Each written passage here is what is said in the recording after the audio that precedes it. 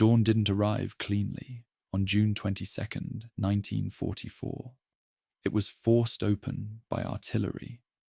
Along a front stretching nearly 400 miles across Belarus, the ground began to shake in overlapping intervals. Not a single blast, but thousands of impacts landing in sequence, recalibrated by Soviet gunners who had spent weeks measuring distances down to meters.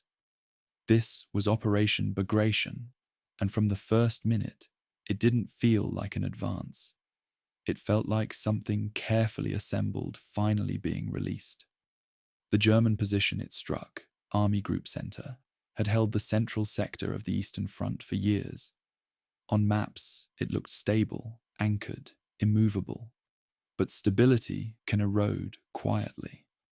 By mid-1944, that formation stretched thin across vast territory, with roughly 800,000 men spread along defensive lines that were expected to absorb pressure, not collapse under it. Soviet planners understood this. They didn't aim everywhere. They selected points where the line would fracture fastest, then concentrated force until resistance stalled. What followed wasn't a single breakthrough. It was multiple ruptures happening almost at once. Over 2 million Soviet troops moved into position, supported by more than 5,000 tanks and self-propelled guns, and roughly 30,000 artillery pieces and rocket launchers. The opening bombardment alone involved hundreds of thousands of shells, saturating German positions until communication lines failed and command structures began to splinter. Units that had operated in coordination suddenly found themselves isolated, unable to relay orders or receive updates. Inside a German trench, the experience collapsed into fragments. The ground vibrated under continuous shelling. Not a sharp jolt, but a sustained pressure that never fully stopped. Dirt fell inward. Timber supports cracked. A soldier tried to listen for commands, but heard only overlapping detonations and the metallic rattle of equipment shifting under stress. When the barrage lifted, it didn't signal relief. It signaled movement. Soviet infantry advanced behind a rolling curtain of fire, tanks following close, engines grinding forward through churned earth. I kept returning to a particular pattern in the reports. How often entire units described losing contact within the first hours. Not destroyed immediately, but cut off. That distinction matters. It meant resistance didn't end instantly. It fragmented. Pockets of German troops held positions, then realized too late that the line around them had already collapsed. Withdrawal routes were blocked. Roads filled with retreating vehicles collided with advancing Soviet armor. Movement stalled into congestion, and congestion turned into vulnerability. Cities that had been logistical anchors began to fall in sequence. Vitebsk was encircled and overrun. Orsha fractured under sustained assault. Mogilev held briefly, then collapsed as Soviet forces crossed the Dnieper River under fire. Each loss didn't just remove a point on the map. It severed supply lines, disrupted coordination, and accelerated the erosion already underway. Then came Minsk. By early July, Soviet forces had pushed deep enough to encircle large portions of Army Group Center near the city. The encirclement closed with mechanical precision, units advancing from multiple directions until the gap narrowed and sealed. Inside, tens of thousands of German troops were trapped. Ammunition ran low. Fuel ran out. Attempts to break out collided with Soviet positions that had already recalibrated to intercept them. I remember pausing over aerial reconnaissance photos taken after the encirclement. Columns of destroyed vehicles stretching along roads, not in neat lines, but scattered, abandoned, burned. And what struck me wasn't just the scale, it was the pattern of interruption. Movement had started, then stopped abruptly, as if the entire system had seized under pressure. Over the course of roughly 5 weeks, Army Group Center didn't just lose ground, it was effectively dismantled. Estimates suggest around 300,000 German casualties, killed, wounded, or captured. Entire divisions ceased to function. Equipment losses mounted into the thousands. Tanks, artillery pieces, transport vehicles. Many destroyed, others abandoned due to lack of fuel or operational collapse. Step back, and the scale becomes almost difficult to process. Millions of men engaged, hundreds of miles of front shifting rapidly westward. A central pillar of German defense fractured in just over a month. But narrow your focus again, and it returns to something quieter. A radio operator tapping out a message that never reaches its destination. A tank crew sitting inside a stalled vehicle with fuel gauges reading empty. A soldier turning to look for a unit that is no longer there. If you let the tension ease now, the movement slows. The artillery fades into distance. You don't need to follow every advance or retreat. Just hold on to the sense of something large breaking apart piece by piece until it can't hold together anymore. There's more ahead, the consequences, the way this operation opened the path toward Eastern Europe. But that can wait. For now, let it settle into stillness. The ground quiet again, the motion reduced to memory. You can drift there without needing to resolve it all at once. This is the entire history of Operation Bagration. Chapter 1. The Ghost of a Georgian Prince. The 20th of May, 1944. Moscow. Somewhere inside the Kremlin complex, in one of those windowless conference rooms where the Soviet High Command decided the fates of millions. A typed operational directive is circulating among a handful of men who will not leave the building until a decision is reached. The document outlines an offensive of staggering ambition, the destruction of an entire German army group across a frontage roughly the size of the United Kingdom. But what catches the eye, if you're the kind of researcher who reads margins instead of titles, isn't the force allocations, or the phase lines, or the ambitious timetable. It's a pencil annotation. Archivists have debated the handwriting for decades, with some attributing it to General Alexei Antonov, the Stavka's chief operations officer, has written a date beside the proposed launch window and circled it twice. The date is the 22nd of June, 3 years to the day since the Wehrmacht crossed the Soviet border and nearly destroyed the country. The circularity isn't poetic, it's deliberate. And if you understand that deliberateness, you understand everything that follows. The code name typed at the top of the directive is Bagration, not a geographic feature, not a weather system, not one of those antiseptic labels that military bureaucracies prefer. A name, a human name. Prince Pyotr Bagration, born around 1765 in the Caucasus, a Georgian nobleman who rose through the ranks of the Imperial Russian Army to become one of its most celebrated commanders during the Napoleonic Wars. He fought at Austerlitz, he fought at Eylau, and on the 7th of September, 1812, at Borodino, the bloodiest single day of the Napoleonic invasion of Russia, he commanded the left wing of the Russian defensive line and was struck by shell fragments that shattered his leg. He refused evacuation for as long as he could stand. He died 17 days later. The connection between the prince and the offensive is not subtle. Napoleon invaded Russia. Bagration died fighting him. Hitler invaded Russia. And now the Soviet Union would destroy Hitler's army under the dead prince's name. Stalin personally selected the code name, according to Colonel General Sergei Shtemenko of the Stavka Operations Directorate, though Marshal Zhukov's memoirs suggest it emerged more collectively.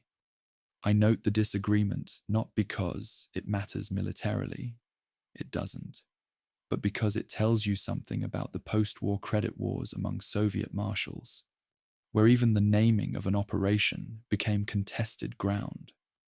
There is a deeper layer to the naming that most accounts pass over quickly, and I think it deserves more attention than it usually gets. Bagration was Georgian. Stalin was Georgian. In 1944, the Soviet Union was a multi-ethnic empire fighting an existential war, and Stalin had spent 2 decades suppressing national identities in favor of a unified Soviet consciousness. Yet here he was, reaching back 132 years to claim a Georgian prince, a man of royal blood no less, a category of person the Soviet state had theoretically abolished, as the symbolic patron of its greatest offensive. The message wasn't aimed at the Germans. They wouldn't learn the code name until much later. The message was internal, and it was layered.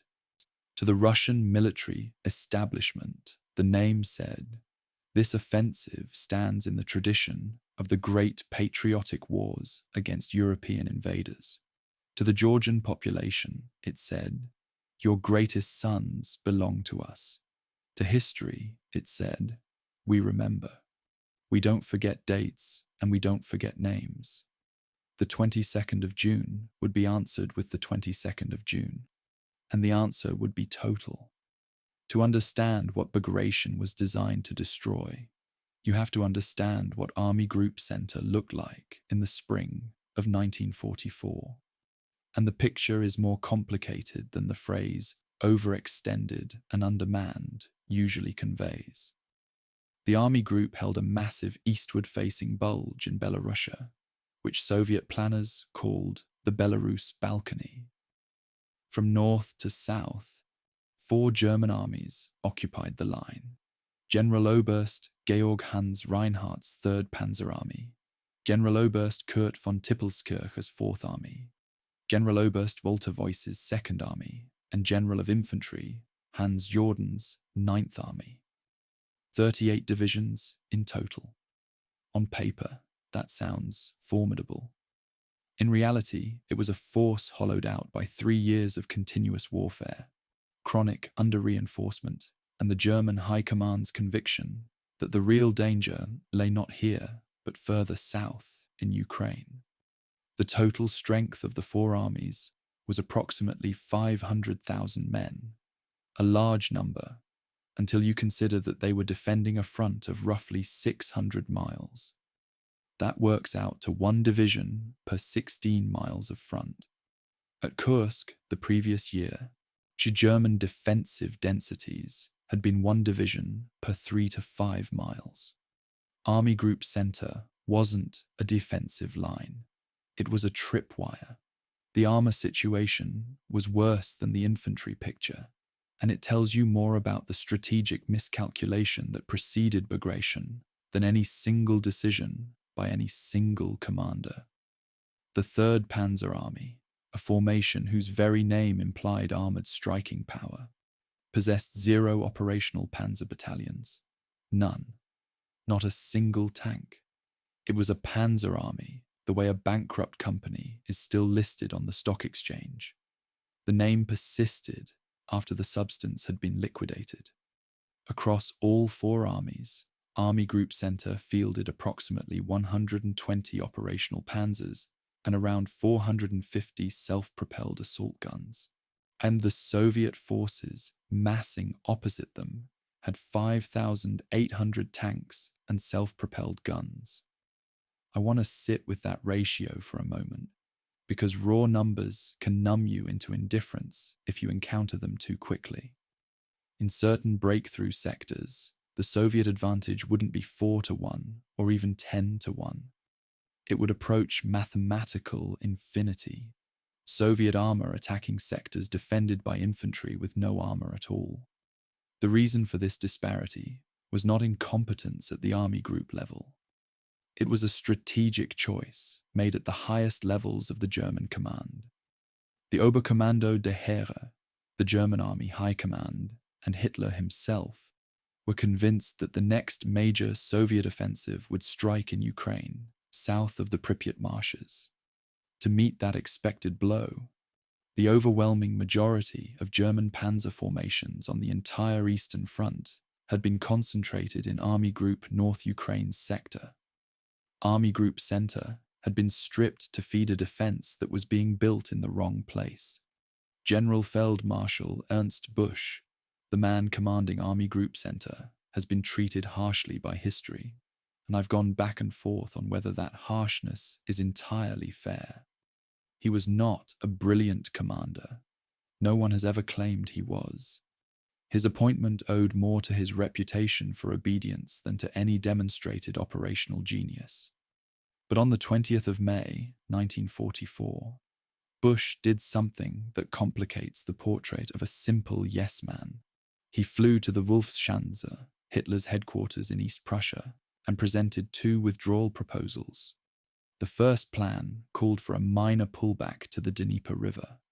The second, more ambitious, called for a withdrawal all the way to the Berezina River, which would have shortened the front line dramatically and freed up divisions to create an operational reserve. Either plan would have given Army Group Center a fighting chance. When I was reading through the accounts of this meeting, what struck me was not that Hitler rejected both proposals, that was predictable, but that Busch apparently presented them clearly, argued for them, and then, upon rejection, saluted and returned to his headquarters without further protest. He had the right answer. He carried it into the room, and then he accepted the wrong one, and I cannot decide whether that makes him culpable for what followed, or simply human in a system that had made independent judgment suicidal. Hitler's rejection wasn't arbitrary, or at least it didn't feel arbitrary, within the logic of his own strategic framework. He had been demanding since 1941 that not an inch of conquered territory be surrendered without a fight, and by early 1944, this obsession had been codified into formal doctrine. Führer Order No. 11, issued on the 8th of March, 1944, established the concept of the Feste Platz, the fortified place. Key cities and transportation nodes were to be designated as fortresses, garrisoned and held to the last man regardless of the tactical situation. The purpose, according to the order itself, was to ensure that the enemy does not occupy these areas of decisive operational importance, and to allow themselves to be surrounded, thereby holding down the largest possible number of enemy forces. In Army Group Center's sector, 8 locations received the Feste Platz designation: Vitebsk, Orsha, Mogilev, Baranovichi, Minsk, Bobruisk, Slutsk, and Vilnius. Each one was now an anchor that could not be abandoned. Each one was, by the logic of events about to unfold, a trap. Opposing this stretched, armor-stripped, doctrinally frozen army group, the Soviet Union had assembled a force of extraordinary power. 4 army fronts: the First Baltic Front under General Ivan Bagration, the Third Belarusian Front under Colonel General Ivan Chernyakovsky, the Second Belarusian Front under General Grigory Zakharov, and the First Belarusian Front under Colonel General Konstantin Rokossovsky, together mustered 1,670,000 men, 33,000 guns and mortars, the 5,800 tanks already mentioned, and 5,300 combat aircraft from 5 air armies. Behind the German lines, 140,000 partisans operated under direct radio control from Moscow, waiting for the signal to begin cutting rail lines. The Soviet plan called for 2 phases. First, rupture the German defensive line along the eastern face of the Belarusian Bulge through simultaneous attacks on Vitebsk, Orsha, Mogilev, and Bobruisk. The very Feste Plätze that Hitler had ordered, held to the last man. Second, exploit the breakthroughs to encircle and destroy the remnants of Army Group Center west of Minsk. The intent was explicit and openly stated in Soviet planning documents: to do to the Germans exactly what the Germans had done to the Red Army in the summer of 1941. The cauldron battles of Barbarossa, Białystok, Minsk, Smolensk, Kiev, had consumed millions of Soviet soldiers. Now, the debt would be collected. The Stavka placed extraordinary emphasis on coordination between the four fronts, and the rank of the officers assigned to supervise that coordination tells you how seriously Moscow took the operation. Chief of the Soviet General Staff Marshal Alexander Vasilevsky was assigned to coordinate the 1st Baltic and 3rd Belarusian fronts. Chief Deputy Supreme Commander Marshal Georgy Zhukov, the most famous soldier in the Soviet Union, was given oversight of the 1st and 2nd Belarusian fronts. These were not advisory roles. Vasilevsky and Zhukov had the authority to intervene directly in front-level operations, to redirect divisions, to relieve commanders, and to alter timetables. Their presence was Stalin's insurance policy against the kind of inter-front rivalries and communication failures that had plagued Soviet operations earlier in the war. The planning was meticulous, conducted under conditions of extreme secrecy, and it would be supported by what was perhaps the most sophisticated deception operation the Red Army had ever attempted. But that deception and its success belongs to the next chapter. The operation was ready by mid-May. It would launch on the 22nd of June. That date, circled twice in pencil on a directive in Moscow, would become the starting gun for the largest single military catastrophe in the history of the German army. Not Stalingrad, where the Sixth Army was destroyed over months of grinding attrition. Bagration would accomplish something faster, and in raw numbers, even more devastating. The annihilation of an entire army group in 5 weeks, across a front of 1,000 kilometers, producing German casualties that would ultimately range, depending on whose figures you trust, and that question itself is a battlefield, from 300,000 to over 500,000. The prince who died at Borodino in 1812 could not have imagined that his name would be written across the destruction of 300,000 men in the forests of Belarus. But then the people who chose his name weren't interested in what he could imagine. They were interested in what they could remember. And what they remembered was the 22nd of June, 1941. Everything that follows is the answer. Chapter 2. The Map That Lied. Late May 1944. Zossen, roughly 30 kilometers south of Berlin. Buried beneath a complex of camouflaged buildings known as WW2, the headquarters of the Oberkommando der Heere hummed with the bureaucratic rhythm of an organization trying to manage a war on multiple fronts with diminishing resources and increasing desperation. Somewhere in this labyrinth, in the offices of foreign armies east, Fremde Heere Ost, the intelligence directorate responsible for assessing Soviet capabilities and intentions, situation maps were being updated with the latest reconnaissance and signals intelligence. These maps survive. You can find them in the Bundesarchiv Militärarchiv in Freiburg. And when I first examined reproductions of the late May editions, one detail stopped me cold. Soviet armored formations south of the Pripyat marshes, in the Ukrainian sector, opposite Army Group North Ukraine, were marked in heavy red wax pencil, bold and confident, demanding attention. Soviet formations opposite Army Group Center in Belarus were noted in thinner, lighter markings, almost tentative, as if the cartographer himself wasn't entirely convinced they warranted the same weight. The visual hierarchy of those two colors told a story.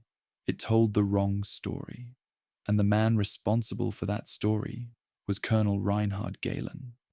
Gehlen was not stupid.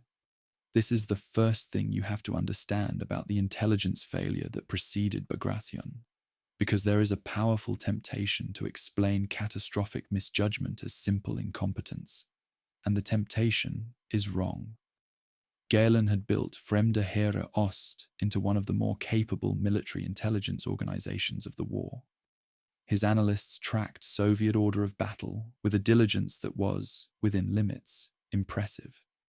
They monitored radio traffic, debriefed prisoners, analyzed aerial photography, and maintained running estimates of Soviet strength that were, more often than not, within reasonable margins of the actual figures. The problem was not data collection. The problem was interpretation. Galen had concluded, and his weekly intelligence summaries from this period stated with considerable confidence, that the next major Soviet offensive would strike in Ukraine, aimed at Army Group North Ukraine and the vital Romanian oil fields beyond. Soviet activity in Belarus was acknowledged but classified as secondary, diversionary, or preparatory for a later, smaller operation. It was precisely the kind of assessment that made sense if you started from a certain set of assumptions and then filtered incoming information through them. It was also catastrophically wrong. The Soviet deception operation that fed Galen's error was, I think, one of the most underappreciated military achievements of the entire war. The Russians called it Maskirovka, a term that translates roughly as masking or disguise, but whose operational meaning was far broader than either word suggests. For Bagration, Maskirovka operated at every level simultaneously. At the strategic level, the First Ukrainian Front, which was not part of the Bagration offensive, conducted an elaborate program of false radio traffic, simulating the kind of intense signal activity that would precede a major offensive in their sector. They assembled dummy tank parks using inflatable vehicles and wooden mock-ups, positioned where German aerial reconnaissance could find them. They moved real units conspicuously during daylight hours, creating the impression of a massive build-up opposite Army Group North Ukraine. Meanwhile, in Belarus, the actual build-up for Bagration proceeded under conditions of extraordinary discipline. All troop movements were conducted at night. Units observed strict radio silence. Frontline Red Army formations made a deliberate show of constructing defensive positions, digging trenches, laying wire, doing everything that an army preparing to absorb an attack rather than launch one would do. Staff officers overflew their own positions in daylight to verify that camouflage discipline was being maintained. Civilian populations were evacuated from forward zones, not primarily for humanitarian reasons, though Soviet accounts later framed it that way, but to eliminate any chance of information leaking to the Germans through human contact. I find myself wanting to be fair to Galen here, and I keep bumping up against the limits of that fairness. Some of the Soviet deception was genuinely brilliant, not clever in a textbook sense, but operationally brilliant, executed with a discipline and consistency that would have fooled intelligence services far more capable than Fremde Heere Ost. The dummy tank parks alone were impressive. Soviet engineers had become expert at producing fake armored vehicles that looked convincing from reconnaissance altitude, complete with fake track marks in the mud and simulated engine heat signatures created by small fires lit beneath the hulls. The false radio traffic from the First Ukrainian Front was carefully calibrated to mimic real pre-offensive communications patterns, including the characteristic increase in logistical traffic that preceded any major Soviet operation. If you were sitting in Zosen, monitoring these signals, and you already believed the main blow was coming in Ukraine, the deception traffic would have confirmed your belief with what appeared to be hard signals intelligence. This is the cruelest trick of confirmation bias. The false evidence feels more convincing than the real evidence because it arrives in the shape your expectations have already prepared for it. But here's where my sympathy for Galen begins to fracture. By early June 1944, German Army Group Center's own intelligence section, The people on the ground, closer to the front, responsible for the sector that was actually about to be attacked, had begun filing reports that contradicted Galen's assessment. Ground reconnaissance, interrogation of captured Soviet soldiers, and the pattern of Soviet air activity all pointed to something big building in Belarus. When Soviet long-range aviation began sustained attacks on German airfields starting on the 12th of June, the signals were no longer ambiguous. They were alarms. Army Group Center's intelligence officers passed these warnings up the chain. The warnings reached Zossen, and Galen's section weighed them against the evidence from Ukraine, the false evidence, the deception traffic, the dummy tanks, and concluded that the Belarusian indicators were secondary. The machine worked exactly as designed.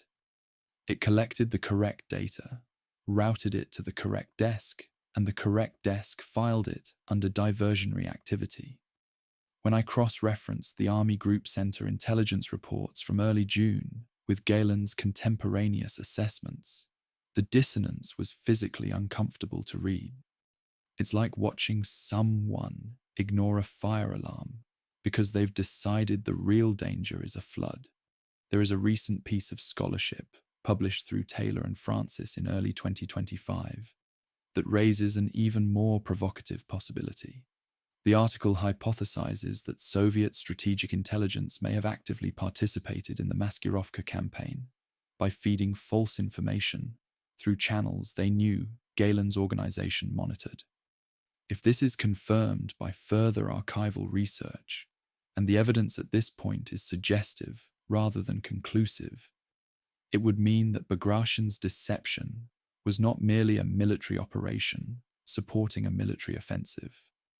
It would mean it was a coordinated intelligence and military operation, with the Soviet espionage apparatus and the Soviet General Staff working in deliberate concert to construct a false picture of reality and deliver it to the specific desk where it would do the most damage. I mention this not as established fact. It isn't yet, but because it illustrates how the historiography of Bagration continues to evolve, and how the intelligence dimension of the operation may be even more sophisticated than the already impressive picture we currently have. The practical consequence of Galen's assessment was the force allocation decision that effectively doomed Army Group Center before the first shot was fired. Because OKH believed the main Soviet effort would come in Ukraine. The overwhelming majority of German panzer divisions on the Eastern Front were positioned in Army Group North Ukraine's sector, south of the Pripyat marshes. The logic was straightforward. You put your mobile reserves where you expect the enemy's main effort. The problem was that the expected main effort was a fiction. In Belarus, the 3rd Panzer Army had no tanks at all. The entire army group had roughly 120 operational panzers and 450 assault guns to cover 600 miles of front. To put that in perspective, a single Soviet tank corps contained more armor than the entire 3rd Panzer Army.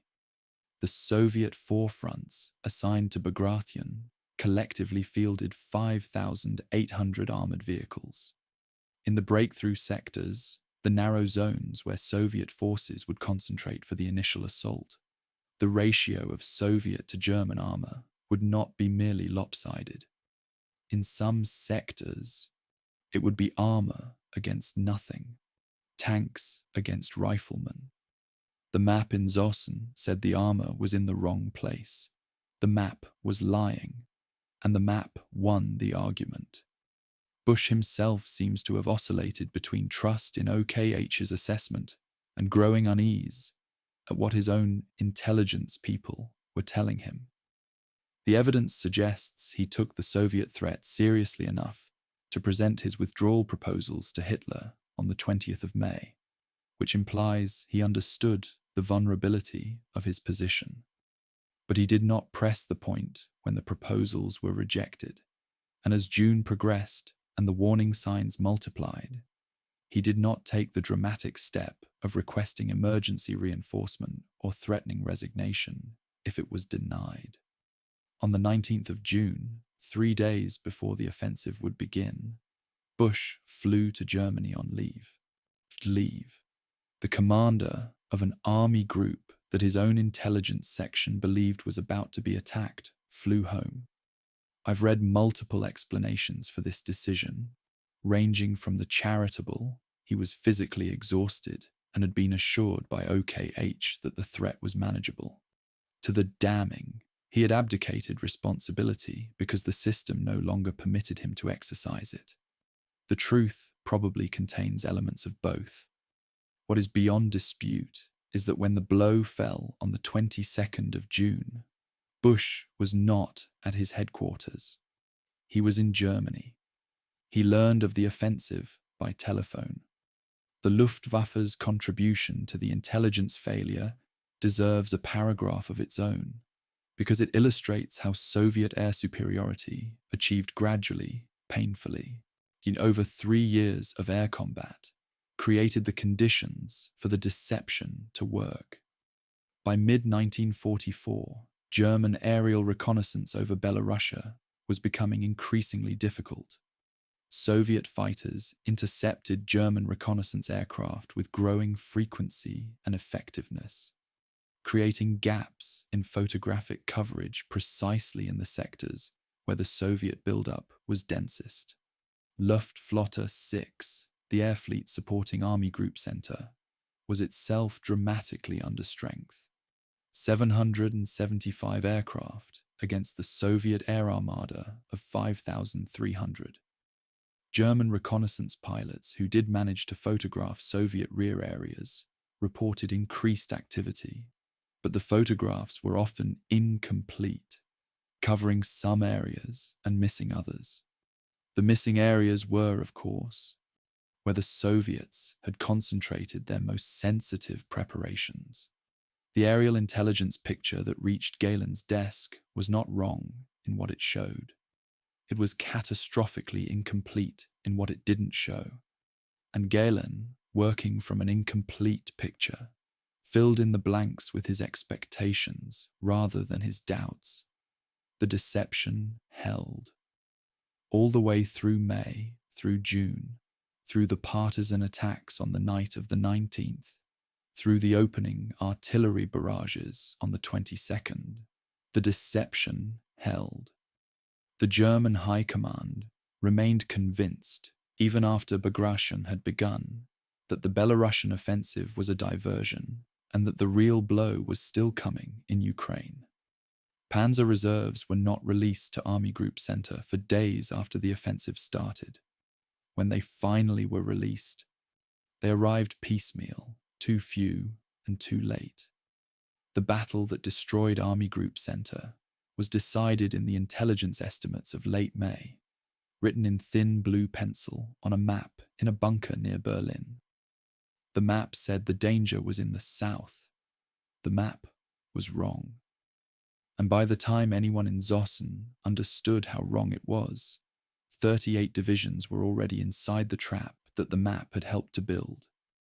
The red wax pencil pointing south had drawn the eyes of the German High Command away from the place where 1,670,000 Soviet soldiers, 33,000 guns, and 5,800 tanks were waiting in silence, in darkness, under camouflage nets and forest canopy, for the 22nd of June. Chapter 3. 140,000 Ghosts.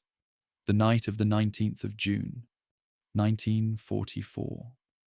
Somewhere in the forests of Brest Oblast, in the western reaches of occupied Belarus, a partisan radio operator is receiving final confirmation of an order that has been months in preparation. The message is terse. Soviet military communications didn't waste words or battery power on eloquence. The content is an execution order, not for a person, but for a transportation network. Across the German rear area in Belarus, from the rail junctions near Minsk to the secondary lines feeding the front, 140,000 partisans are receiving the same signal. The targets are specific: rail lines, bridges, switching points, signal equipment. The timing is coordinated. The attacks are to begin tonight, 3 days before the main offensive, to ensure that when the blow falls on the 22nd, the German army will be unable to move its reserves by rail. In the archives of the Belarusian staff of the partisan movement, held in the National Archives of the Republic of Belarus in Minsk, the telegrams from that night survive as a staccato record of detonations. Sector 14, rail cut. Sector 22, bridge blown. Sector 9, rail cut, 2 casualties. The handwriting in the logbook deteriorates as the night progresses. The radio operator was writing faster than he could process, recording explosions in real time.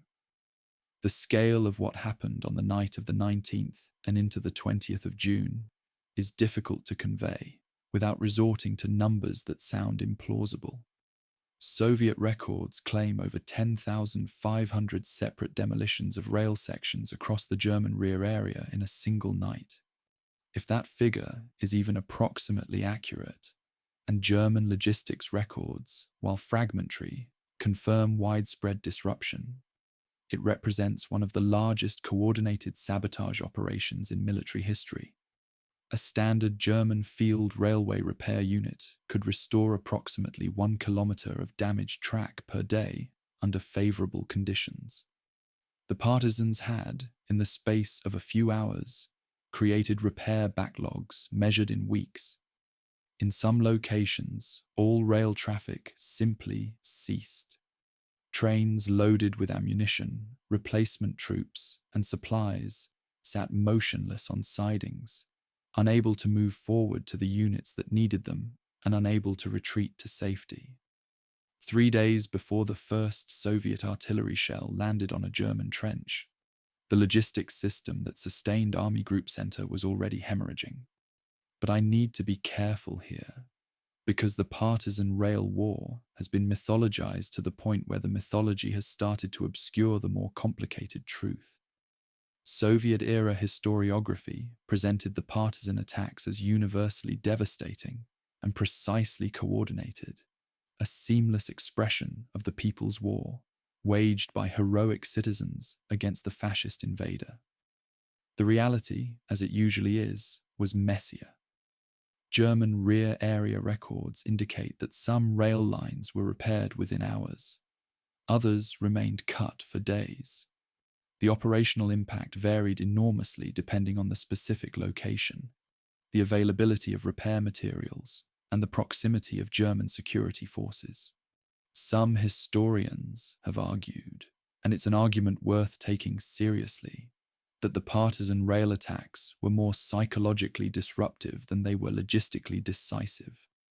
They created a climate of chaos and insecurity in the German rear that compounded the effects of the Soviet conventional offensive, but did not, by themselves, prevent the movement of major German formations. Others point to specific, documented instances where reinforcement movements were delayed by days because of rail cuts, delays that had measurable consequences when those reinforcements failed to arrive at critical sectors in time. The truth sits somewhere in the middle, and it probably varies by sector. A frustrating answer for anyone who wants a clean verdict, but an honest one. What gets lost in the operational debate is the human substrate of the partisan movement itself, the 3 years of suffering, survival, and moral compromise that preceded the night of the 19th. The 140,000 partisans who cut rail lines that night didn't materialize out of the forests fully armed and organized. They were the survivors of an occupation that had killed approximately 1/4 of the Belarusian population, 1 in 4. The German occupation of Belarusia was among the most brutal in the entire war, a campaign of systematic destruction that targeted Jews, suspected partisans, and frequently entire villages with no distinction between combatants and civilians. The Einsatzgruppen, mobile killing units, had swept through in 1941 and 42. Anti-partisan operations, conducted under the euphemistic doctrine of Bandenbekämpfung, burned villages and executed their inhabitants on the presumption that any community near a forest might harbour resistance. The partisans drew their numbers from a population that had already been decimated, and the people who joined them did so not because they had read communist theory, but because every other option had been eliminated. I should be transparent about something that makes me uncomfortable, because I think intellectual honesty matters more than narrative convenience when you're dealing with this subject. The partisan movement in Belarus was not purely a spontaneous expression of popular resistance. It was, by 1944, a centrally controlled military organization operating under direct orders from Moscow via the central staff of the partisan movement. NKVD officers were parachuted into the forests to impose discipline, coordinate operations, and enforce political loyalty. The relationship between the partisans and the Soviet state was not one of equals. It was one of command and obedience, backed by the implicit threat that partisans who deviated from orders, or who demonstrated insufficient political reliability, could be dealt with by the same NKVD apparatus that had conducted the purges of the 1930s. The heroism was real. The NKVD officer standing behind the heroism was also real. Acknowledging both simultaneously is what separates history from propaganda, and it's a separation I intend to maintain throughout this documentary. The logistics of partisan warfare in Belarusian conditions deserve a closer look, because the romanticized image of the forest fighter, resourceful, self-sufficient, living off the land, obscures the grinding reality of material scarcity. Explosives were chronically in short supply. Many partisan units relied on captured German ordnance, mines, grenades, demolition charges salvaged from abandoned positions or taken in raids on supply depots. Others received airdrops from Soviet aircraft, but these deliveries were irregular, dangerous. Soviet transport planes flying over occupied territory at night faced both German flak and the challenge of locating small forest clearings in darkness, and insufficient to meet demand. The preferred method of rail demolition was not simply cutting a rail. A single rail break could be repaired relatively quickly by a German repair crew. The most effective technique targeted rail joints, the points where two sections of rail met over a sleeper. Destroying a joint warped the underlying timber structure and required complete replacement rather than patching, a significantly more time-consuming repair. Partisans who understood this distinction maximized the impact of their limited explosives. Those who didn't wasted scarce charges on cuts that were repaired within hours. The difference between effective and ineffective sabotage was, at its root, a question of technical knowledge transmitted under impossible conditions. There is a dimension of the partisan story that Soviet-era accounts systematically suppressed, and that I think deserves explicit acknowledgement. A significant number of Belarusian partisans, impossible to quantify precisely, but documented in multiple post-war testimonies and historical studies, were Jewish survivors of the ghettos, massacres, and extermination campaigns of 1941 and 42. For these men and women, the partisan war was not a new fight, but a continuation of a struggle for survival that had begun when the Einsatzgruppen arrived. Family groups, including the famous Bielski partisans, though they operated in a different sector, had fled into the forests to escape liquidation and gradually organized into fighting units or attached themselves to existing Soviet partisan brigades. Their presence was complicated, They faced anti-Semitism within some partisan units. They were often assigned the most dangerous tasks, and their specific identity as Jewish survivors was subsumed in Soviet accounts under the collective label Soviet people.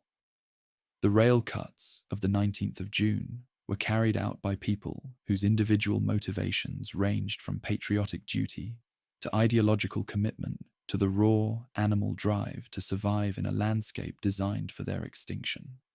Reducing that diversity of experience to a single heroic narrative does violence to their memory. The German response to the partisan attacks was immediate but insufficient. Rear area security divisions, typically composed of older soldiers, second-line equipment, unlimited mobility, were deployed to protect the most critical rail junctions and begin repair operations. But the scale of the damage overwhelmed their capacity. German security forces in the rear areas of Army Group Center numbered in the tens of thousands, but they were spread thin across an enormous territory, and the simultaneous nature of the partisan attacks meant they could not concentrate at any single point without leaving others undefended. Some repair crews worked through the night and into the next day under partisan sniper fire. Others were ambushed en route to repair sites. The cumulative effect was not the complete paralysis of the German rail network. That would be an overstatement. But a degradation significant enough that certain reinforcement movements were delayed by hours to days, a margin that would matter enormously when the main offensive began 72 hours later. As the night wore on and the detonation reports accumulated in the partisan radio logs, something was happening in the forests that the telegrams didn't capture and that the operational summaries would never record. The cost. Partisan casualties during the rail war are poorly documented. Soviet records focused on demolitions achieved rather than personnel lost, and many partisan units kept incomplete rolls. What we know is that the German rear area forces did not passively absorb the attacks. They fought back. Security patrols engaged partisan demolition teams. Minefields around key rail installations took their toll. Some partisan groups were intercepted before they reached their targets and destroyed. The two casualties noted in that early telegram from Sector 9, a passing mention in a night of thousands of explosions, represent a human cost that scales upward into the thousands when you multiply it across the entire operational area. These were people who had survived 3 years of the most lethal occupation in European history, only to be killed on the night their survival was finally supposed to mean something. By dawn on the 20th of June, the rail network behind Army Group Center was wounded, not dead. The Germans were too competent at field repair for that, but wounded in a way that would bleed capacity for days. The main Soviet offensive was still 2 days away. The partisans had delivered the invisible first blow of Operation Bagration, a blow that left no craters visible from the air, no burning cities, no columns of smoke, just silence on rail lines that should have been carrying trains, and a growing pile of reports on the desks of German logistics officers describing delays, disruptions, and repair estimates that stretched past the horizon. 140,000 people, most of them hungry, many of them grieving, some of them fighting for a country that would never fully acknowledge them, had reached out in the darkness and severed the tendons of an army. The forests of Belarus returned to silence. In 72 hours, the silence would end. Chapter 4. The Concrete Coffin, Hitler's Festeplätze. The 8th of March, 1944. 3.5 months before the first Soviet shell of Bagration lands on a German trench. On this date, a directive is issued from the Wolfschanze, Hitler's field headquarters in the forests of East Prussia, that will, in hindsight, do more to destroy Army Group Center than any Soviet battle plan. It is Führer Order Number 11, and it establishes the doctrine of the Feste Platz, the fortified place. The document survives in multiple copies across the Bundesarchive. Its key passage reads, in translation, roughly as follows. The fortified places will fulfill the function of fortresses in former times. They will ensure that the enemy does not occupy these areas of decisive operational importance. They will allow themselves to be surrounded, thereby holding down the largest possible number of enemy forces. The language is calm, bureaucratic, almost architectural in its confidence. It reads like a building code. In practice, it was a death warrant, and on at least one copy, held at a divisional headquarters according to archival notes, someone wrote a single word in the margin. Paleographers have debated the handwriting, but the consensus transcription is Wahnsinn, madness. I want to linger on this document because I believe it is the single most important piece of paper in the entire Bagration story. More important than any Soviet operational directive, more consequential than any intelligence assessment. Führer Order Number 11 didn't respond to Bagration. It preceded Bagration by 3.5 months. It was not a panicked reaction to a crisis. It was a premeditated doctrinal commitment, issued during a period of relative stability on the central sector of the Eastern Front, and based on a strategic philosophy that Hitler had been refining since Stalingrad. The conviction that holding ground was inherently more valuable than preserving forces. The order designated specific cities and towns as Festeplätze that were to be held to the last man, regardless of the tactical situation, regardless of encirclement, regardless of the garrison commander's judgment about the viability of continued defense.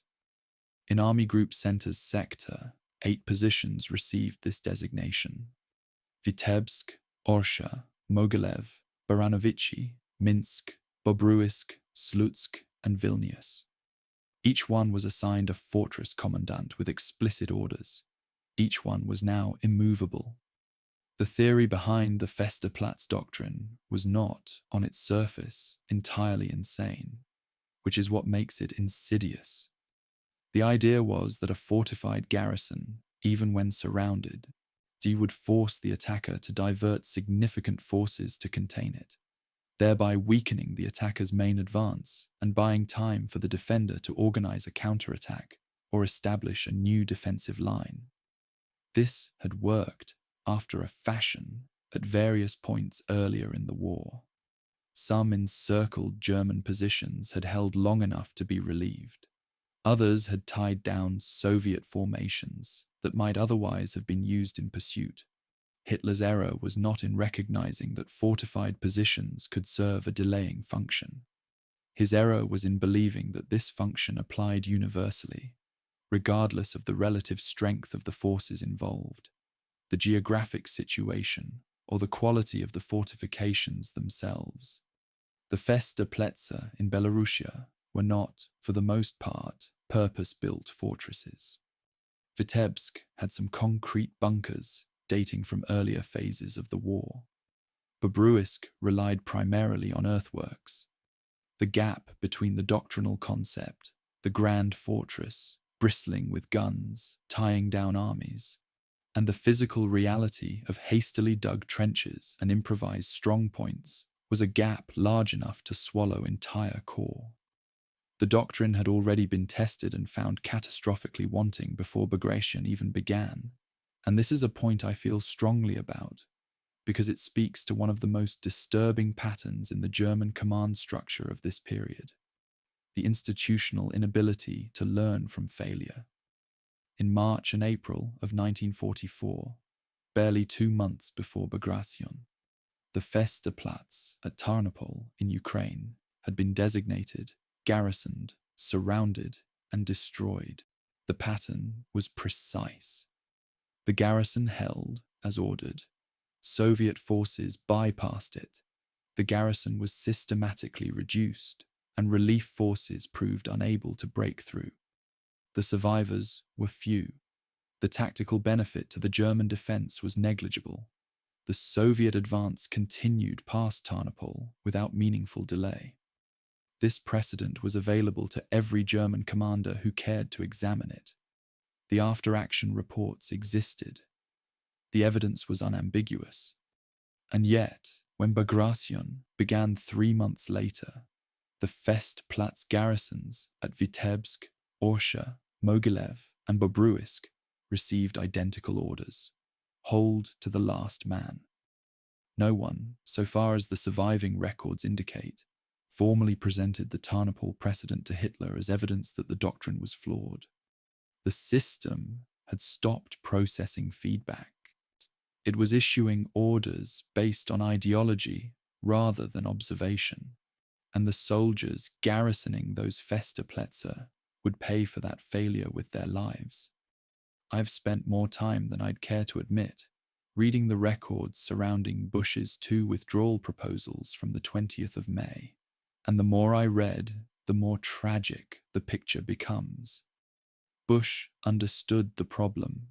His proposals, the minor withdrawal to the Dnieper River, the major withdrawal to the Berezina, were operationally sound.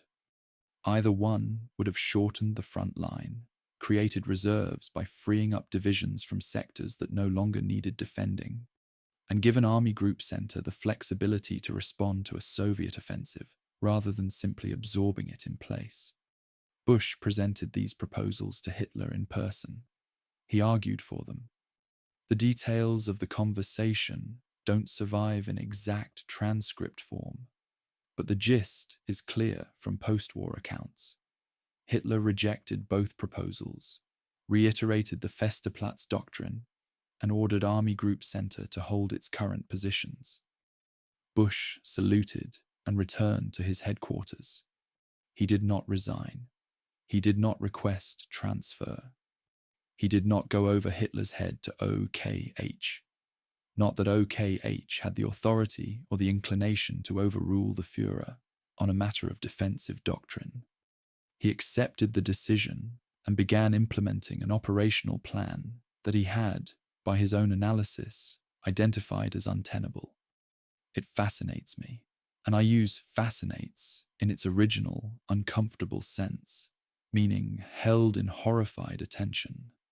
How a man can carry the correct answer into a room, hear it rejected, choose and walk out prepared to execute the incorrect one. The word for this is not incompetence.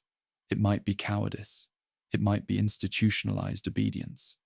It might simply be what happens to human judgment inside a system that has made independent thought a form of treason. Army Group Center's defensive posture on the eve of Bagration was the physical expression of these doctrinal and command failures, and the numbers describe a force that was structurally incapable of achieving what it was being asked to do. 38 divisions held a front of approximately 600 miles, yielding an average density of roughly 1 division per 16 miles. To put that figure in context, the German defensive positions at Kursk in the summer of 1943, positions that were specifically designed to absorb and stop a massive Soviet offensive, achieved densities of 1 division per 3 to 5 miles. The Belarusian front was, by comparison, a membrane. In certain sectors, German units were spread so thin that the front line existed primarily on maps rather than on the ground. There were stretches where patrols from adjacent units could not physically reach each other, leaving gaps that were covered by nothing more than the assumption that the terrain was too difficult for the Soviets to traverse. This assumption, as the next chapter will demonstrate in the case of Bobruisk, was fatally wrong. The fortress commandants themselves were, in many cases, capable officers placed in positions that no amount of capability could salvage. At Vitebsk, the 53rd Corps under General Friedrich Gollwitzer was designated as the fortress garrison. Golitzer commanded approximately 30,000 men, a substantial force, but one that was about to be attacked by two Soviet army-level formations simultaneously while receiving no meaningful reinforcement. At Bobruisk, the situation was similarly dire. The fortress commandant, General-Lieutenant Edmund Hofmeister, would send desperate radiograms to Army Group Center headquarters, reporting chaos, loss of contact with subordinate units, and the impossibility of holding the position. These messages survive in fragmentary form in the Army Group Center communications log, and reading them in sequence produces a specific and unpleasant sensation. You are watching a man describe his own imminent destruction in the formal, clipped language of military communication, and the response from higher headquarters, when it comes at all, is an order to continue holding.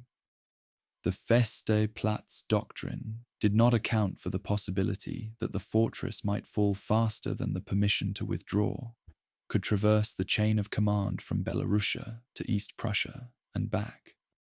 When I cross-reference the Feste Platz garrison strengths with the Soviet forces assigned to reduce them, the mathematics are not merely unfavorable, they are terminal.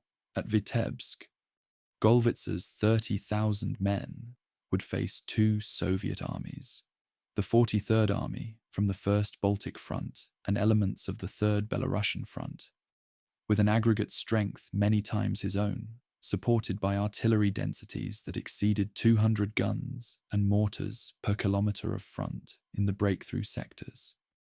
At Bobruisk, the 9th Army's garrison would face the full weight of the 1st Belarusian Front under Rokossovsky, the strongest of the four Soviet front commands, with its dedicated tank and mechanized corps. The Feste Platz Doctrine assumed that a surrounded garrison would tie down large numbers of enemy troops. But the Soviet operational method for Bagration was specifically designed to avoid that outcome. The plan called for mobile forces to bypass the fortified cities, leaving smaller formations to contain and reduce the garrisons while the main advance continued westward. The doctrine's central premise, that the enemy would be forced to stop and invest the fortress, was contradicted by the enemy's actual plan. Hitler was playing chess against an opponent who had read his playbook and designed a counter specifically to neutralize it. The human dimension of the Feste Platz Doctrine is the one that keeps me awake, because unlike the intelligence failure or the force allocation mistake, which were errors of judgment potentially correctable by better information or different personnel, the fortress doctrine was a deliberate, ideological choice to sacrifice lives for a strategic principle that had already been disproven. The men garrisoning those positions didn't fail. They weren't outfought. They were placed in positions that could not be held, given orders that could not be obeyed without dying, and then denied permission to withdraw until the window for withdrawal had closed. The doctrine converted a military defeat, which might have been managed, mitigated, survived, into an annihilation. It is one thing to lose a battle. It is another thing to be ordered to lose it by a man sitting in a bunker 1,000 kilometers away, on the basis of a principle that the evidence had already shown to be wrong. On the 8th of March, 1944, Führer Order Number 11 was distributed to commands across the Eastern Front. It arrived in neatly typed copies, bearing the appropriate classification markings and signature blocks. Someone at a divisional headquarters wrote "madness" in the margin. History would prove the marginalia more accurate than the document. The commanders on the ground, the garrison officers, the divisional staff officers who read the order and understood its implications. What did they do with that understanding? Mostly, they complied. The German military system in 1944 did not leave much room for creative interpretation of direct orders from the Führer. Officers who had demonstrated independent judgment at earlier stages of the war, men who had conducted unauthorized withdrawals to save their units, had been relieved, court-martialed, or worse. The institutional learning of the German officer corps by this point in the war was not adapt to circumstances, but obey or be destroyed from above as surely as from in front. The Festeplatz Doctrine was not merely a military order. It was the expression of a command culture that had replaced professional judgment with ideological obedience. And the men who would die in Vitebsk, Bobruisk, Mogilev, and Orsha in the last week of June were, in a precise and terrible sense, the final products of that culture. They had been ordered to stand in concrete coffins. They stood. Chapter 5. The Scream of 33,000 Guns. Sometime in the spring of 1944, in a motor transport battalion somewhere behind the Soviet front line in Belarus, a driver climbs into the cab of a Studebaker US-6 2.5-ton truck. The truck was built in South Bend, Indiana. It was shipped across the Atlantic in a convoy, transferred at Murmansk or through the Persian corridor, loaded onto a Soviet rail flat car, and delivered to a supply depot where it was assigned to a unit whose job is the least dramatic and most important task in the Soviet war effort: hauling artillery shells from railheads to forward ammunition dumps. The driver's name is lost. His face is lost. The serial number on his truck's data plate, stamped in English in the factory in Indiana, is lost. What isn't lost is the arithmetic of what his truck and tens of thousands of trucks like his made possible. The 4 Soviet fronts arrayed for Operation Bagration required, by conservative estimate, something in the vicinity of 300,000 tons of artillery ammunition pre-positioned in forward dumps before the offensive could begin. 300,000 tons. That's not a metaphor or an abstraction. It's a physical quantity of metal and explosive that had to be manufactured, loaded, transported by rail, transferred to trucks, driven forward on unpaved roads through forest and swamp, unloaded, stacked, camouflaged, and guarded, all without the Germans noticing. The shells couldn't fire themselves. Someone had to carry them to the guns, and the someone, more often than not, was driving an American truck. The Lend-Lease program's contribution to Soviet military capability is one of those subjects where the historiography itself is a battleground, and I want to acknowledge that honestly before we go further. During the Cold War, Soviet historians systematically minimized the role of Western material aid, insisting that the Soviet Union's victory was fundamentally a product of Soviet industry, Soviet sacrifice, and Soviet military science. Western historians, particularly American ones, sometimes overcorrected in the opposite direction, implying that Lend-Lease won the war for the Soviets. Neither position survives contact with the evidence. The current historiographical consensus, and I think it's right, is that Lend-Lease didn't win the war for the Soviet Union. Soviet factories produced the tanks, the aircraft, and the artillery that did the fighting. What Lend-Lease provided was the logistical skeleton that allowed those weapons to move. The United States shipped approximately 428,000 motor vehicles to the Soviet Union during the war. By 1944, American-built trucks, the Studebaker US-6, the Ford G8T, the Chevrolet G7503, constituted the backbone of Soviet motor transport. Without them, the Red Army could still have fought, but it could not have advanced at the speed it achieved during Bagration. The trucks didn't provide the strength. They provided the tempo, and in warfare, tempo kills. The Studebaker US-6 deserves a moment of specific attention because it was the single most important American vehicle on the Eastern Front and its specifications explain why. Powered by a Hercules JXD 5.24-litre inline-six engine producing 87 horsepower, with a payload capacity of 2.5 tons on improved roads or 1.5 tons cross-country. The US-6 was a six-wheel drive truck with relatively high ground clearance and a robustness that Soviet drivers, accustomed to the more fragile Soviet-produced ZIS trucks, found extraordinary. It could traverse the rutted, unpaved, mud-slicked roads of Belarus with a reliability that no Soviet-manufactured equivalent could match. Soviet soldiers called it the Studer. They loved it not because it was glamorous, but because it started in the morning, carried its load without breaking down, and could be repaired by mechanics with basic tools and a reasonable supply of spare parts. The US-6 chassis served another function that carries a specific historical irony. The Katyusha multiple rocket launcher, the weapon whose shrieking salvos became the acoustic signature of the Soviet offensive, the sound that German veterans described as the most terrifying noise on the Eastern Front, was most commonly mounted on the US-6 chassis. The iconic image of Soviet rocket artillery, the weapon that sounds like the Eastern Front itself, rode on a truck built in Indiana. I keep returning to that detail. I don't think either country has ever been entirely comfortable with it.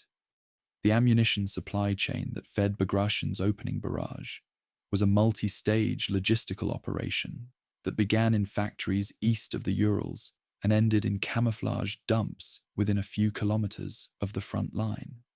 Shells were manufactured in plants that had been evacuated from Western Russia in the desperate autumn of 1941, disassembled, loaded onto trains, and reassembled in the Urals and Siberia in one of the most extraordinary industrial migrations in history. From these factories, the shells traveled by rail across the vast distances of the Soviet interior to railheads behind the Belarusian front. At the railheads, they were transferred to truck convoys, overwhelmingly Studebakers, for the final leg of the journey to forward dumps. The trucks moved at night in blackout conditions on roads that were often little more than dirt tracks reinforced with logs. Soviet military police controlled traffic at intersections to prevent congestion that might be spotted by German reconnaissance aircraft. The forward dumps themselves were dispersed, camouflaged with cut branches and netting, and guarded against partisan or German commando raids. The entire system had to deliver not just quantity, but timing. The shells had to arrive before the barrage could begin, and they had to be sorted by caliber, type, and intended target so that each battery received the correct ammunition for its assigned fire plan. It was, in every sense, an industrial process applied to the problem of organized destruction. The barrage itself, when it came, was not a single event, but a rolling sequence that unfolded differently across each of the four fronts over the first days of the offensive, beginning on the 22nd of June, 1944. The artillery preparation employed a technique the Soviets had refined through years of hard experience: the rolling double barrage. Unlike a conventional preparatory bombardment, which hammered enemy forward positions and then lifted as the infantry advanced, the rolling double barrage engaged forward and rear positions simultaneously. One layer of fire suppressed the German front-line trenches and strong points. A second, deeper layer struck German artillery positions, command posts, and reserves in the rear. As the infantry advanced, both layers moved forward in coordination, creating a continuous curtain of fire that walked ahead of the assault troops. The purpose was to prevent the Germans from recovering between the end of the bombardment and the arrival of the infantry, to collapse the gap of time in which German defenders had traditionally reorganized, brought up reserves, and prepared counterattacks. The technique required precise coordination between artillery batteries, forward observers, and advancing infantry, a level of combined arms proficiency that the Red Army of 1941 could not have achieved, but that the Red Army of 1944 executed with lethal competence. The density of Soviet artillery in the breakthrough sectors is the single statistic from Bagration that I find most difficult to contextualize in a way that conveys its physical reality. In the Second Belarusian Front's main breakthrough sector, artillery concentration reached 181 guns and mortars per kilometer of front. In certain divisional sectors, the figure was even higher.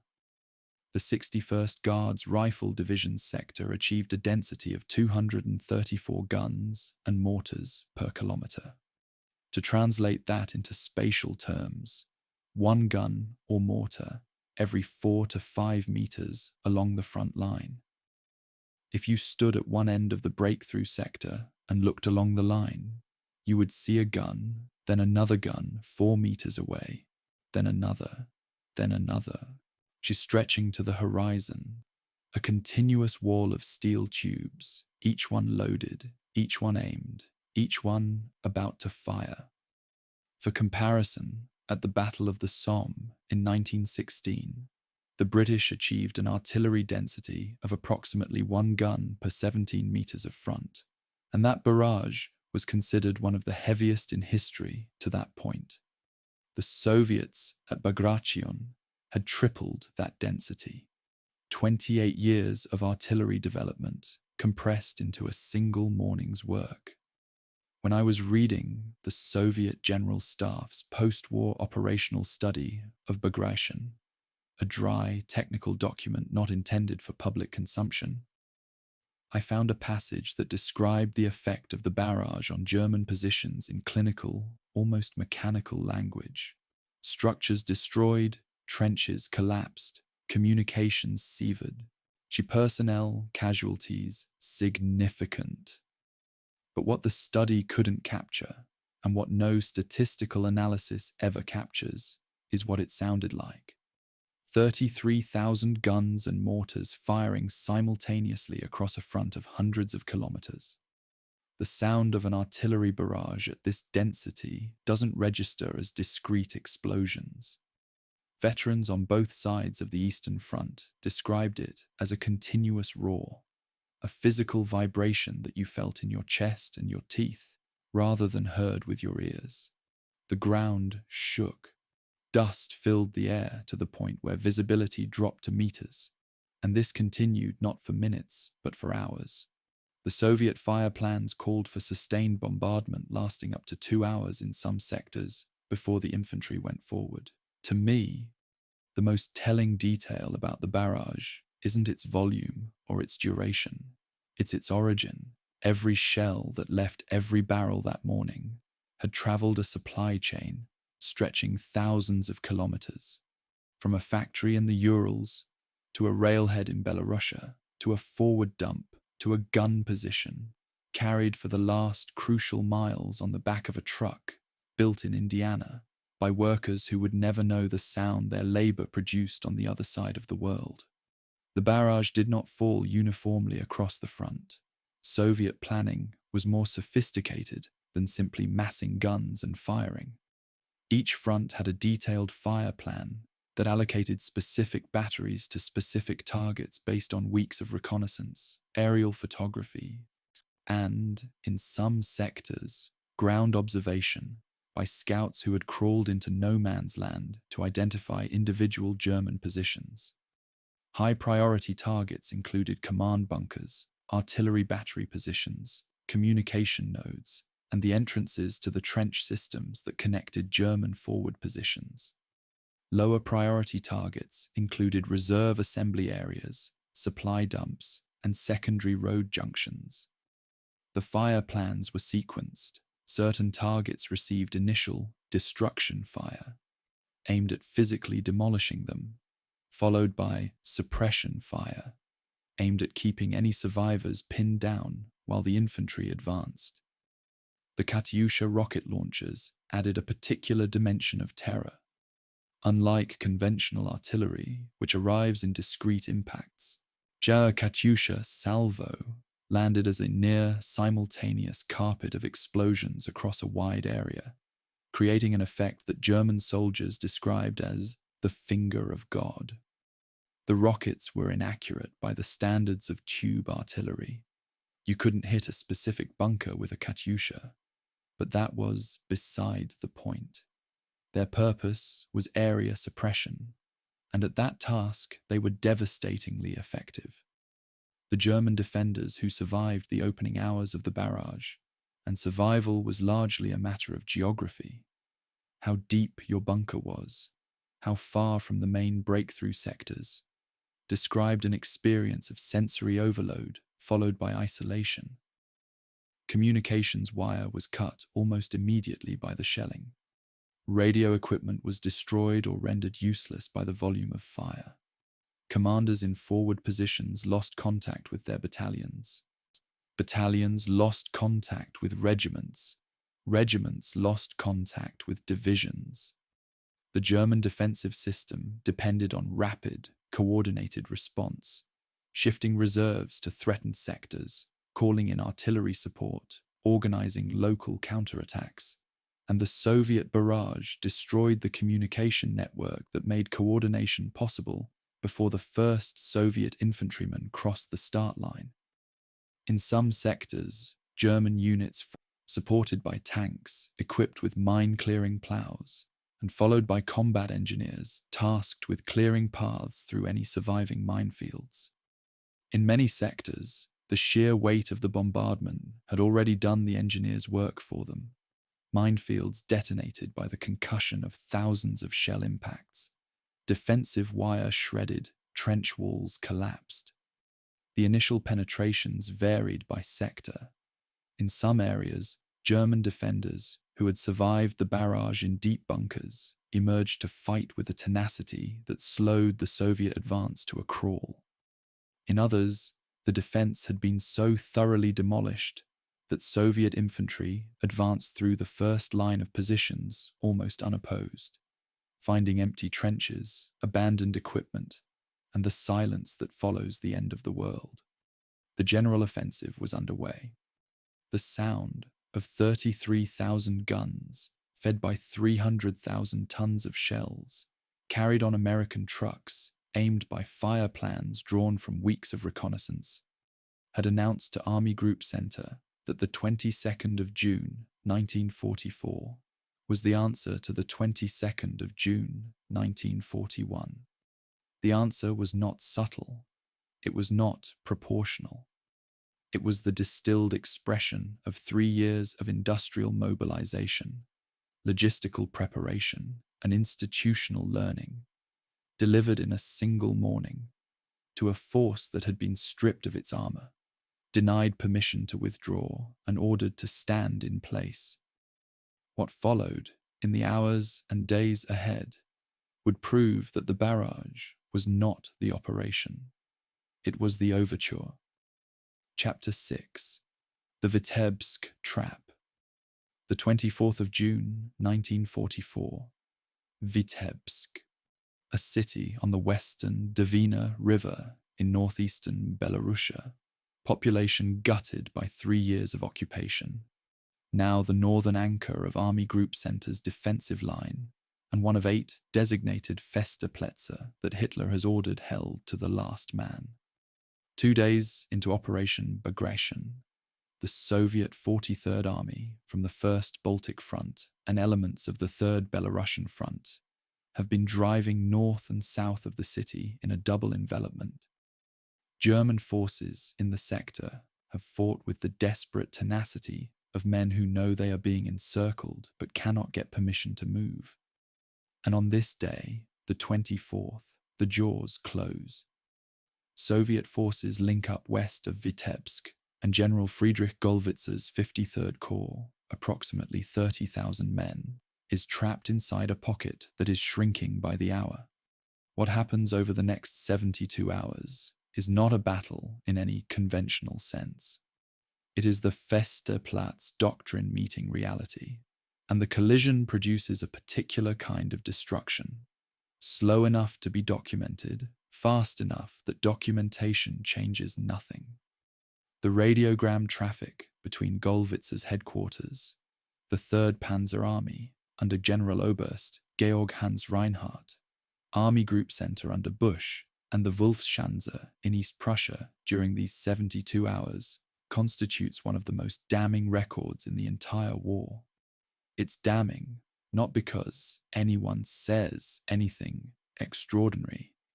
The language is standard military communication, clipped and formal, but because the timestamps tell the story that the words don't. Gollwitzer identifies the encirclement and requests breakout authorization. The request travels up the chain, from 53rd Corps to 3rd Panzer Army, from 3rd Panzer Army to Army Group Center, from Army Group Center to the Wolfschanze. At each level, the request is forwarded with endorsement. Everyone in the chain agrees that breakout is necessary, but no one in the chain has the authority to grant it without Hitler's personal approval. And Hitler, on the 24th, is engaged in a conference about the overall situation at Vitebsk. He is presented with the request. He refuses. Then, in what one source describes as an uncharacteristic reversal, he grants partial permission. One division, the 206th Infantry Division, may attempt to break out while the remainder of the corps holds the city. The order arrives back down the chain. Gollwitzer receives it. And if you understand anything about military operations, you understand that this order is not a compromise. It is a guarantee of total loss. It ensures that the breakout force is too weak to succeed while draining the garrison of some of its best troops. It is an order designed to lose both the fortress and the escaping division. The mechanics of what the Soviet forces accomplished at Vitebsk deserve scrutiny, because the encirclement reveals the degree to which Soviet operational art had matured since the catastrophic early years of the war. The classic image of an encirclement is a wall, a continuous ring of troops surrounding the trapped force, preventing any exit. In practice, the Soviet encirclement of Vitebsk didn't look like that. Soviet forces didn't have enough troops to physically seal every meter of the perimeter. Instead, they established blocking positions on roads, bridges, and river crossings, the choke points that any large formation would need to use in order to withdraw in an organized manner, while mobile forces, tanks, and mechanized infantry patrolled the gaps between blocking positions. The trapped force, the 53rd Corps, lacked the fuel, the vehicles, and the mobility to exploit those gaps before they could be reinforced. It wasn't encirclement by wall. It was encirclement by paralysis. The Germans were surrounded not because every avenue of escape was physically blocked, but because every avenue of escape required a level of speed, coordination, and combat power that the encircled force no longer possessed. The technique was sophisticated, and it worked.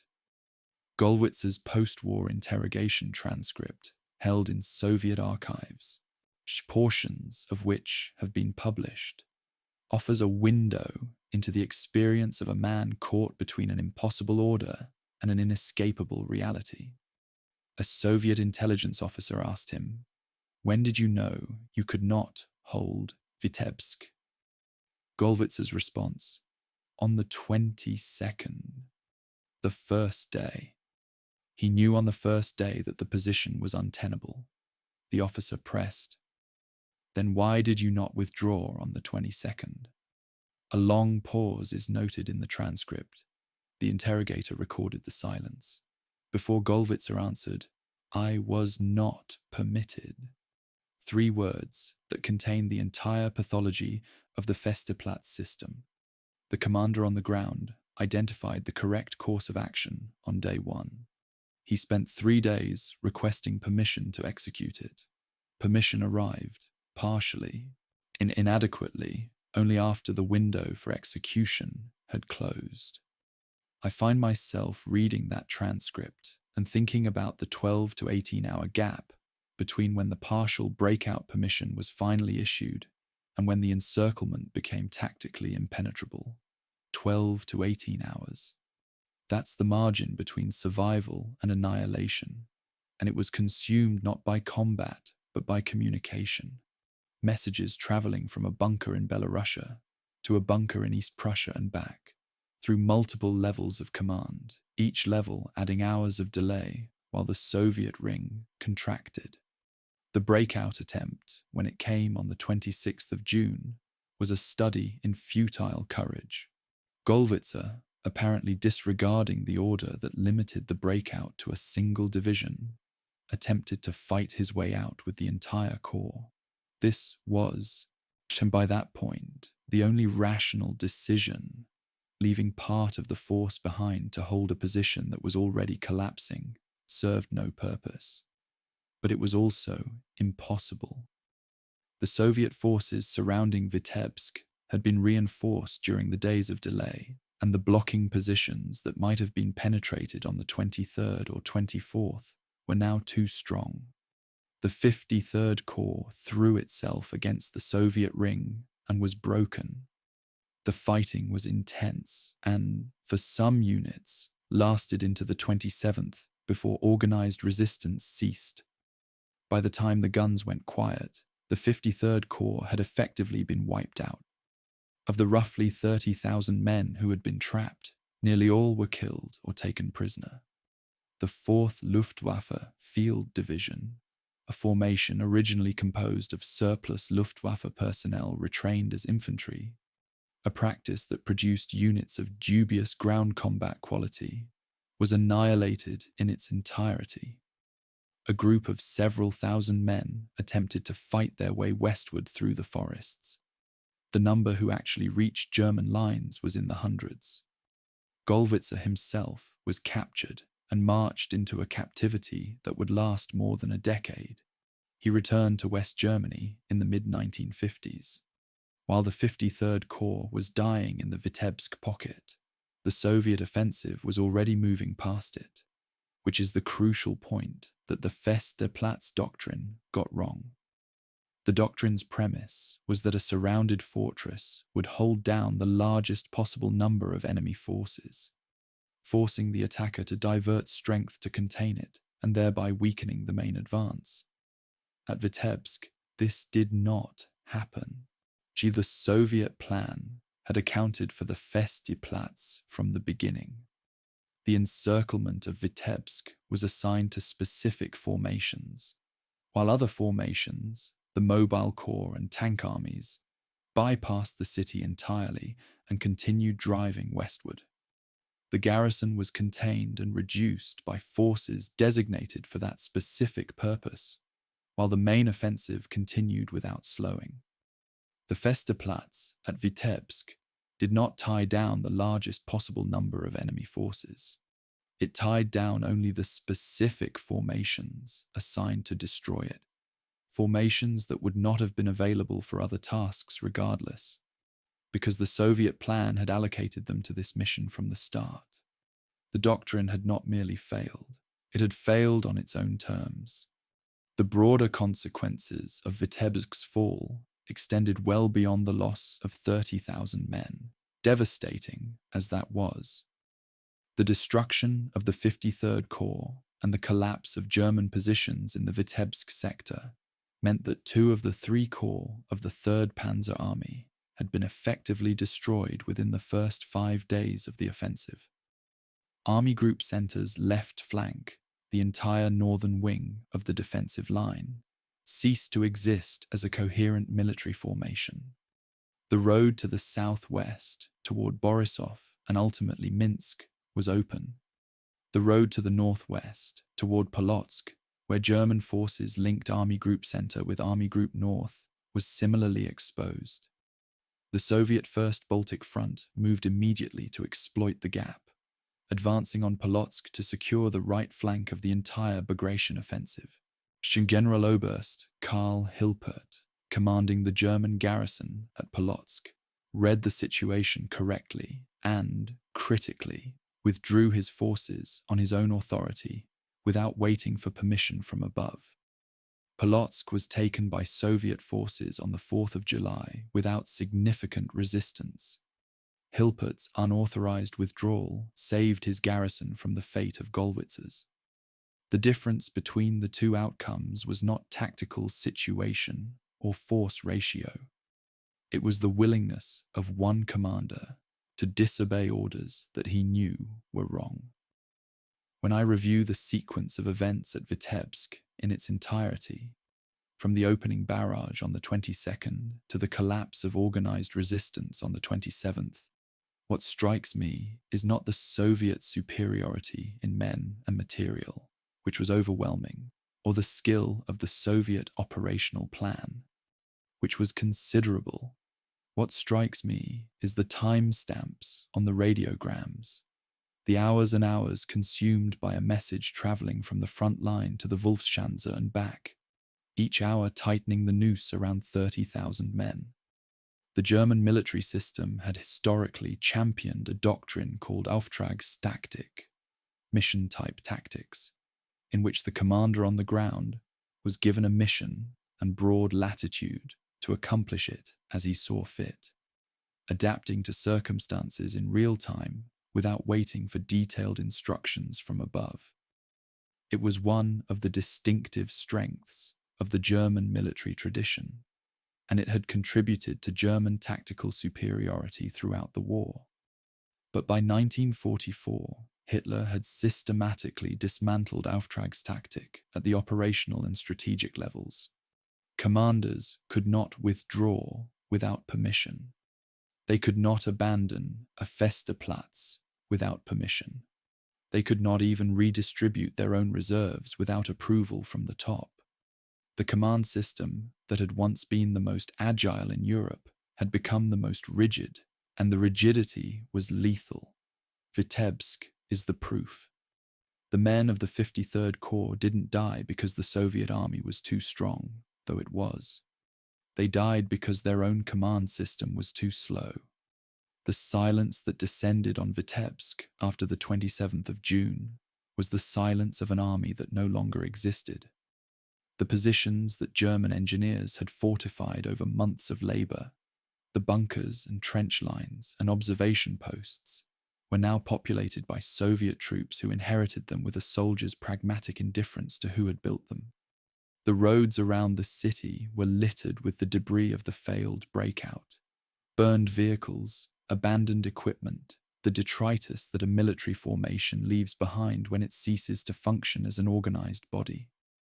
In the forests to the west, small groups of German survivors moved cautiously toward what they hoped were friendly lines, navigating by compass and rumor through territory that was now behind the Soviet advance, hunted by partisans who knew the terrain infinitely better than they did.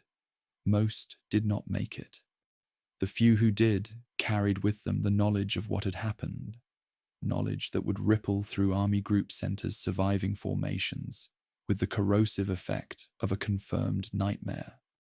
Vitebsk had fallen. The 53rd Corps was gone. The northern flank was open, and the fortress doctrine that was supposed to prevent exactly this outcome had, in fact, ensured it. The question now, the question that was being asked simultaneously in every German headquarters from the 9th Army in the south to the fragmentary remains of the 3rd Panzer Army in the north, was simple. If the Festeplatz couldn't hold at Vitebsk, with 30,000 men and the western Dvina River as a natural barrier, what was going to hold at Bobruisk, at Mogilev, at the other designated fortresses where identical orders were still in effect? The answer was already taking shape in the forests south of the Pripyat marshes, where Colonel General Pavel Batov was studying a topographic symbol on his map that said impassable swamp, and deciding that he didn't believe it. Chapter 7. Through the Swamp, Bobruisk, the 24th of June, 1944. The southern sector of the Bagration front, southeast of Bobruisk. while the 53rd Corps is being sealed inside its tomb at Vitebsk, 500 kilometers to the south. Colonel General Pavel Batov is standing over a map table in the field headquarters of the Soviet 65th Army and contemplating a topographic symbol. The symbol denotes impassable marsh, a broad expanse of peat bog and waterlogged forest stretching south and southeast of Bobruisk, precisely where a direct flanking approach to the city would need to pass. German defensive planning has treated this symbol as a wall. Batov treats it as a door. In his memoir published years later, he would write with unconcealed contempt, "German generals trusted a topographical symbol for impassable swamp and succumbed to a conciliatory idea that we would not be able to advance along the swamps." He was right to be contemptuous. He was also right to see opportunity where the Germans saw only mud. The direct approach to Bobruisk from the southeast was barred by strong German positions at Partisans, where General Hans Jordan's 9th Army had prepared layered defences. A frontal assault against Partisans would have been costly and slow, exactly the kind of grinding attritional fight that the Soviet operational plan for Bagration was designed to avoid. Batov's alternative was audacious in concept and backbreaking in execution. Bypass the German defences entirely by moving his army through the marshland that the Germans had left unguarded. The decision required more than boldness. It required engineering on an industrial scale. Soviet combat engineers surveyed multiple routes through the swamp and began constructing corduroy roads, log surfaces laid perpendicular to the direction of travel over the waterlogged ground, covered with brush and packed earth to create a surface capable of bearing infantry, artillery, and eventually tanks. In Batov's memoir, he reproduces a hand-drawn sketch of the crossing routes, each annotated with estimated construction times. Beside one route, someone wrote 24 hours and then crossed it out and replaced it with 18. The engineers beat their own estimate. The physical reality of building a road through a Belarusian peat marsh is worth pausing over, because the romanticized image of Soviet military engineering, heroic soldiers throwing logs into mud, obscures the grinding, technical difficulty of the task. A combat engineer battalion could lay approximately 300 to 500 meters of corduroy road per day, depending on conditions. The logs were typically 15 to 20 centimeters in diameter, felled from nearby forest, dragged to the construction site, and laid in series. A second layer of brush and compacted earth was added on top. The load-bearing capacity of such a road was limited and unpredictable. Infantry could cross reliably, but tanks frequently broke through the surface, requiring immediate repair. Every meter of road was built by hand, in swamp water, under the threat of German observation and the constant harassment of insects that any veteran of Belarusian summers would remember long after they had forgotten the sound of artillery. The work was not heroic in any cinematic sense. It was labor, monotonous, exhausting, essential. On the first day of the advance through the marsh, the 65th Army penetrated German defences up to 6 miles. A remarkable achievement for an attack launched from terrain the enemy hadn't bothered to defend. A tank corps followed the infantry to exploit the breach, grinding forward on the corduroy roads that were being extended almost in real time as the advance continued. The German response was confusion, followed by alarm.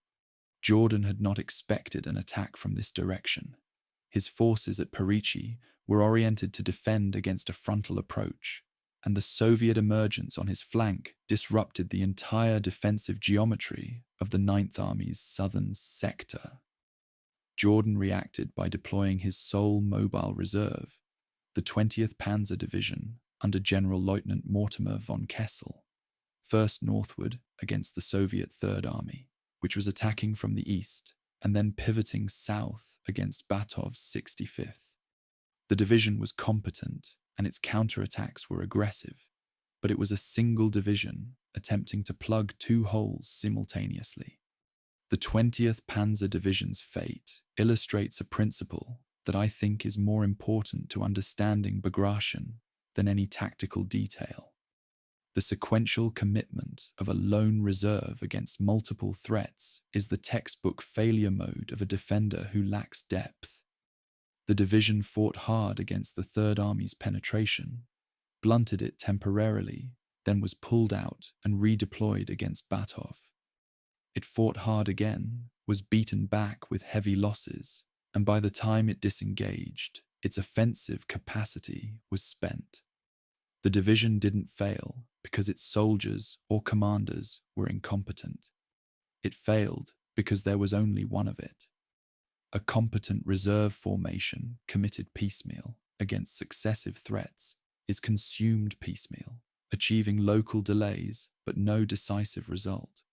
Jordan's Ninth Army had one mobile reserve, and Bagration's operational design ensured that one reserve was insufficient. By the 27th of June, 5 days into the offensive, the trap was set. The 41st Panzer Corps and the 35th Corps of the Ninth Army were encircled around Bobruisk in a pocket roughly 20 miles in diameter. General Lieutenant Edmund Hofmeister, the fortress commandant at Bobruisk, sent a desperate radiogram to Army Group Center. No contact with the 35th Corps. Chaos and panic in the city. Situation untenable. The response from headquarters was the response that the Festeplatz Doctrine always generated. Hold. That evening, the Red Army launched its assault on the city itself, and street fighting raged through the night. It was not a battle that favored the defender. Soviet forces had overwhelming firepower, complete air superiority, and a garrison that was already fragmented, undersupplied, and surrounded. When Hitler finally authorized a breakout on the evening of the 28th, a full day after Hofmeister's desperate radiogram, it was, as at Vitebsk, too late. The German units still capable of organized movement ran into a double ring of Soviet blocking positions on the morning of the 29th. A handful of tanks from the battered 20th Panzer Division led the remnants of the 41st Panzer Corps in a charge that punched through the inner ring, where they linked up with elements of the 12th Panzer Division, fighting inward from outside the pocket. It was a feat of raw desperation and German tactical skill, and it saved a fraction of the encircled force. Disorganized survivors from the 35th Corps filtered north toward the Fourth Army's positions over the following days. But the numbers told the real story. Approximately 80,000 German casualties resulted from the Bobruisk encirclement. Only around 14,000 survivors of the Ninth Army eventually reached the retreating German lines. When I look at the Bobruisk operation in its totality, what strikes me isn't the scale of the destruction, though it was enormous, but the simplicity of the insight that enabled it. Batov didn't outfight the Germans at Bobruisk. He outthought them. The entire operation turned on the recognition that a topographic symbol was not a fact of nature, but an assumption, and that assumptions, unlike rivers and mountains, can be negated by anyone willing to do the work. The Germans looked at the marsh on their maps and saw an obstacle. Batov looked at the same marsh and saw an undefended flank. The difference was not intelligence or courage. It was imagination. The swamp was on every map. It didn't occur to the German staff that someone would build a road through it, because the map said the road couldn't exist. The map was wrong, and 80,000 men paid for the error. The parallel destruction of the northern and southern flanks of Army Group Center, Vitebsk, and Bobruisk, falling within days of each other, created a strategic situation that had no remedy within the existing German force structure. Both flanks were gone. The road to Minsk was open from the northwest and the southeast simultaneously. The Fourth Army, the largest single formation in Army Group Center, was still in the center, retreating westward under relentless Soviet pressure. But its flanks were now exposed, and the forces that should have been protecting them no longer existed. The first phase of Bagration was complete. The second phase, the encirclement and destruction of the Fourth Army west of Minsk, was about to begin. The swamp southeast of Bobruisk is still there. The forests have reclaimed the corduroy roads that Batov's engineers built in the summer of 1944. The logs have rotted, the brush has decomposed, and the water table has risen back to its natural level. If you were to walk the route today, and people have, historians and battlefield tourists following Batov's memoir like a guidebook, you would find nothing. No marker, no monument, no trace of the road that carried an army. The swamp has returned to being what the German map said it always was, impassable. But for 18 hours, in June of 1944, it wasn't, and that was enough. Chapter 8. The Charnel House Road, Orsha to Borisov, the 26th of June, 1944. Orsha has fallen. The German 78th Sturm Division, which had fought a rearguard action of genuine determination, has been overwhelmed. And now, on the roads leading west from Orsha toward Borisov and the Berezina River beyond, the Fourth Army is trying to do the thing that the Festeplatz Doctrine was designed to make unnecessary: retreat. The retreat is not orderly. It cannot be orderly, because the communication network that would enable coordination, the telephone lines, the radio relays, the signal stations, has been destroyed by the opening barrage and the 5 days of continuous fighting that followed. German units are moving west in mixed columns, infantry on foot, horse-drawn wagons loaded with ammunition and wounded, the occasional motor vehicle burning precious fuel on roads that are deteriorating under the volume of traffic. And above them, unchallenged, the Soviet Air Force is hunting. Soviet aerial reconnaissance photographs from the 27th and 28th of June survive in the Russian State Film and Photo Archive, and they have a clinical quality that makes them difficult to look at for reasons that have nothing to do with their technical composition. Shot from altitude in clear weather, they show the road from Orsha stretching westward, a pale line through dark forest, choked with destroyed vehicles, overturned wagons, and shapes that are bodies. The road runs straight for kilometers. There is no crater pattern suggesting a single strike. The destruction is continuous, evenly distributed, the work of repeated passes by aircraft that had all the time in the world. 25 fully loaded German supply trains east of Orsha were overtaken by Soviet armored spearheads and destroyed, not captured, destroyed, and their contents, the ammunition, food, and medical supplies that the retreating army needed to survive, burned on the sidings. The mechanics of what happened on that road follow a feedback loop that, once established, was nearly impossible to break, and German columns moving along the road were mixed, infantry marching at walking speed, horse-drawn transport moving slightly faster, motor vehicles moving faster still. When Soviet aircraft attacked the head or the tail of a column, the entire column halted. Halted columns bunched together as trailing units closed the gap.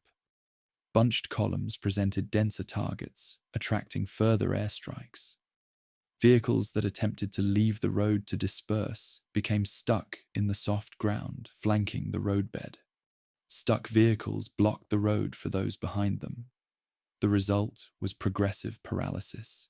Each attack made the next attack more effective, and the column's only means of escape The road itself became the instrument of its destruction. Luftflotte 6, the German air fleet supporting Army Group Center, was outnumbered approximately 7-1 and could not establish even local air superiority over the retreat routes.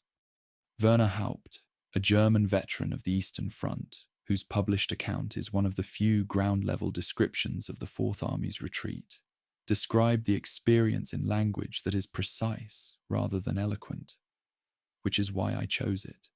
Burning villages, guns and infantry fire, muffled explosions and detonations mixed in with the thundering hurrahs, he wrote.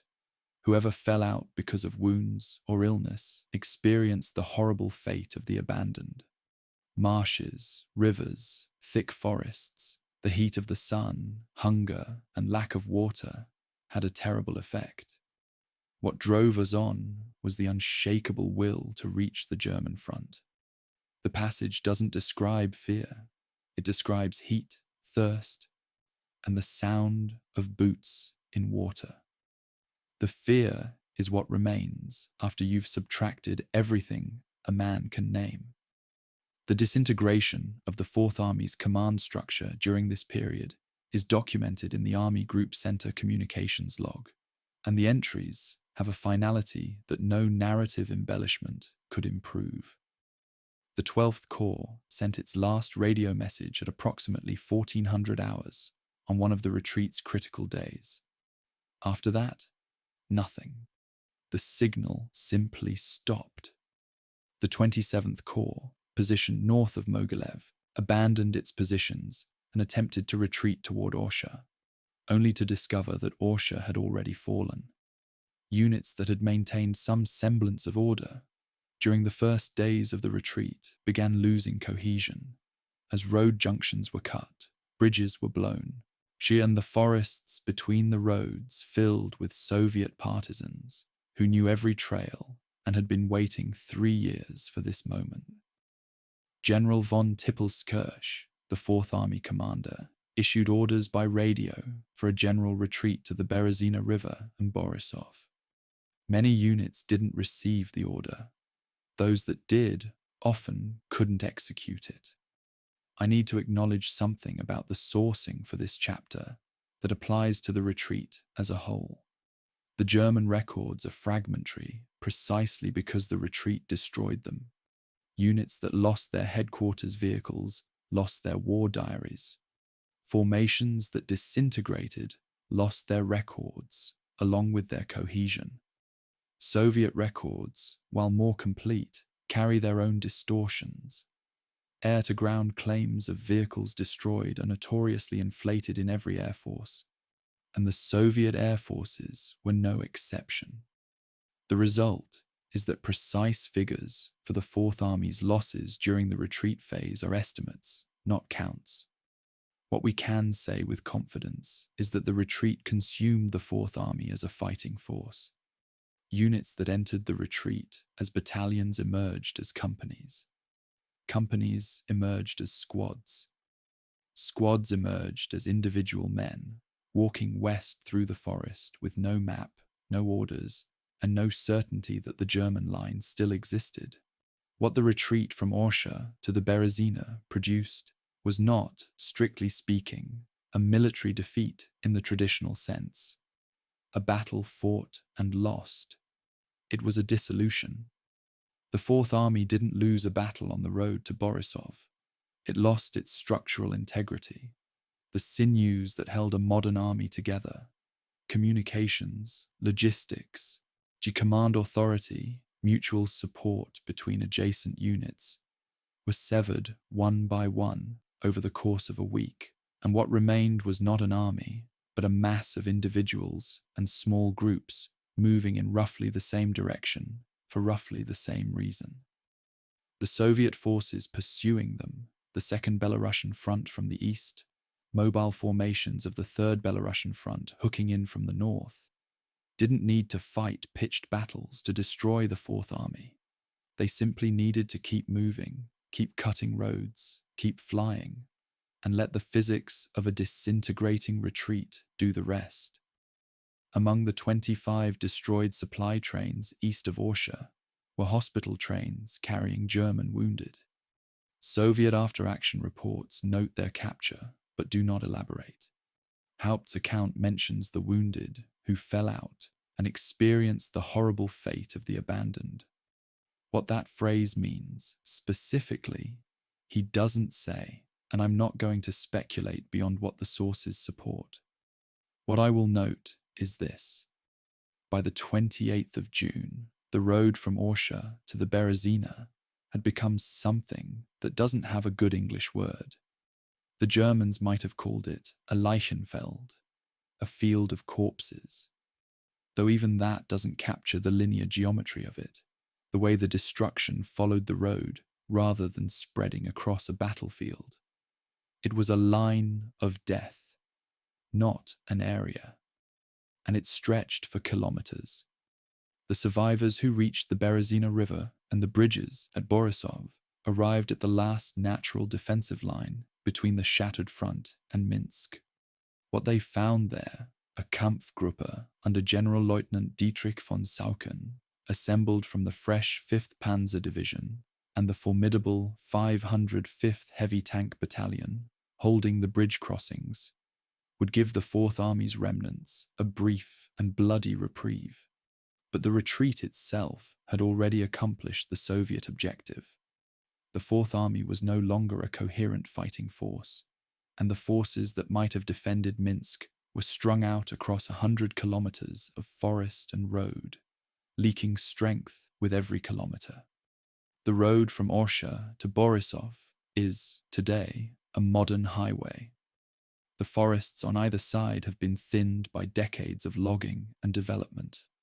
The supply trains are long gone, their rusted remains either salvaged for scrap in the post-war years or buried beneath new construction.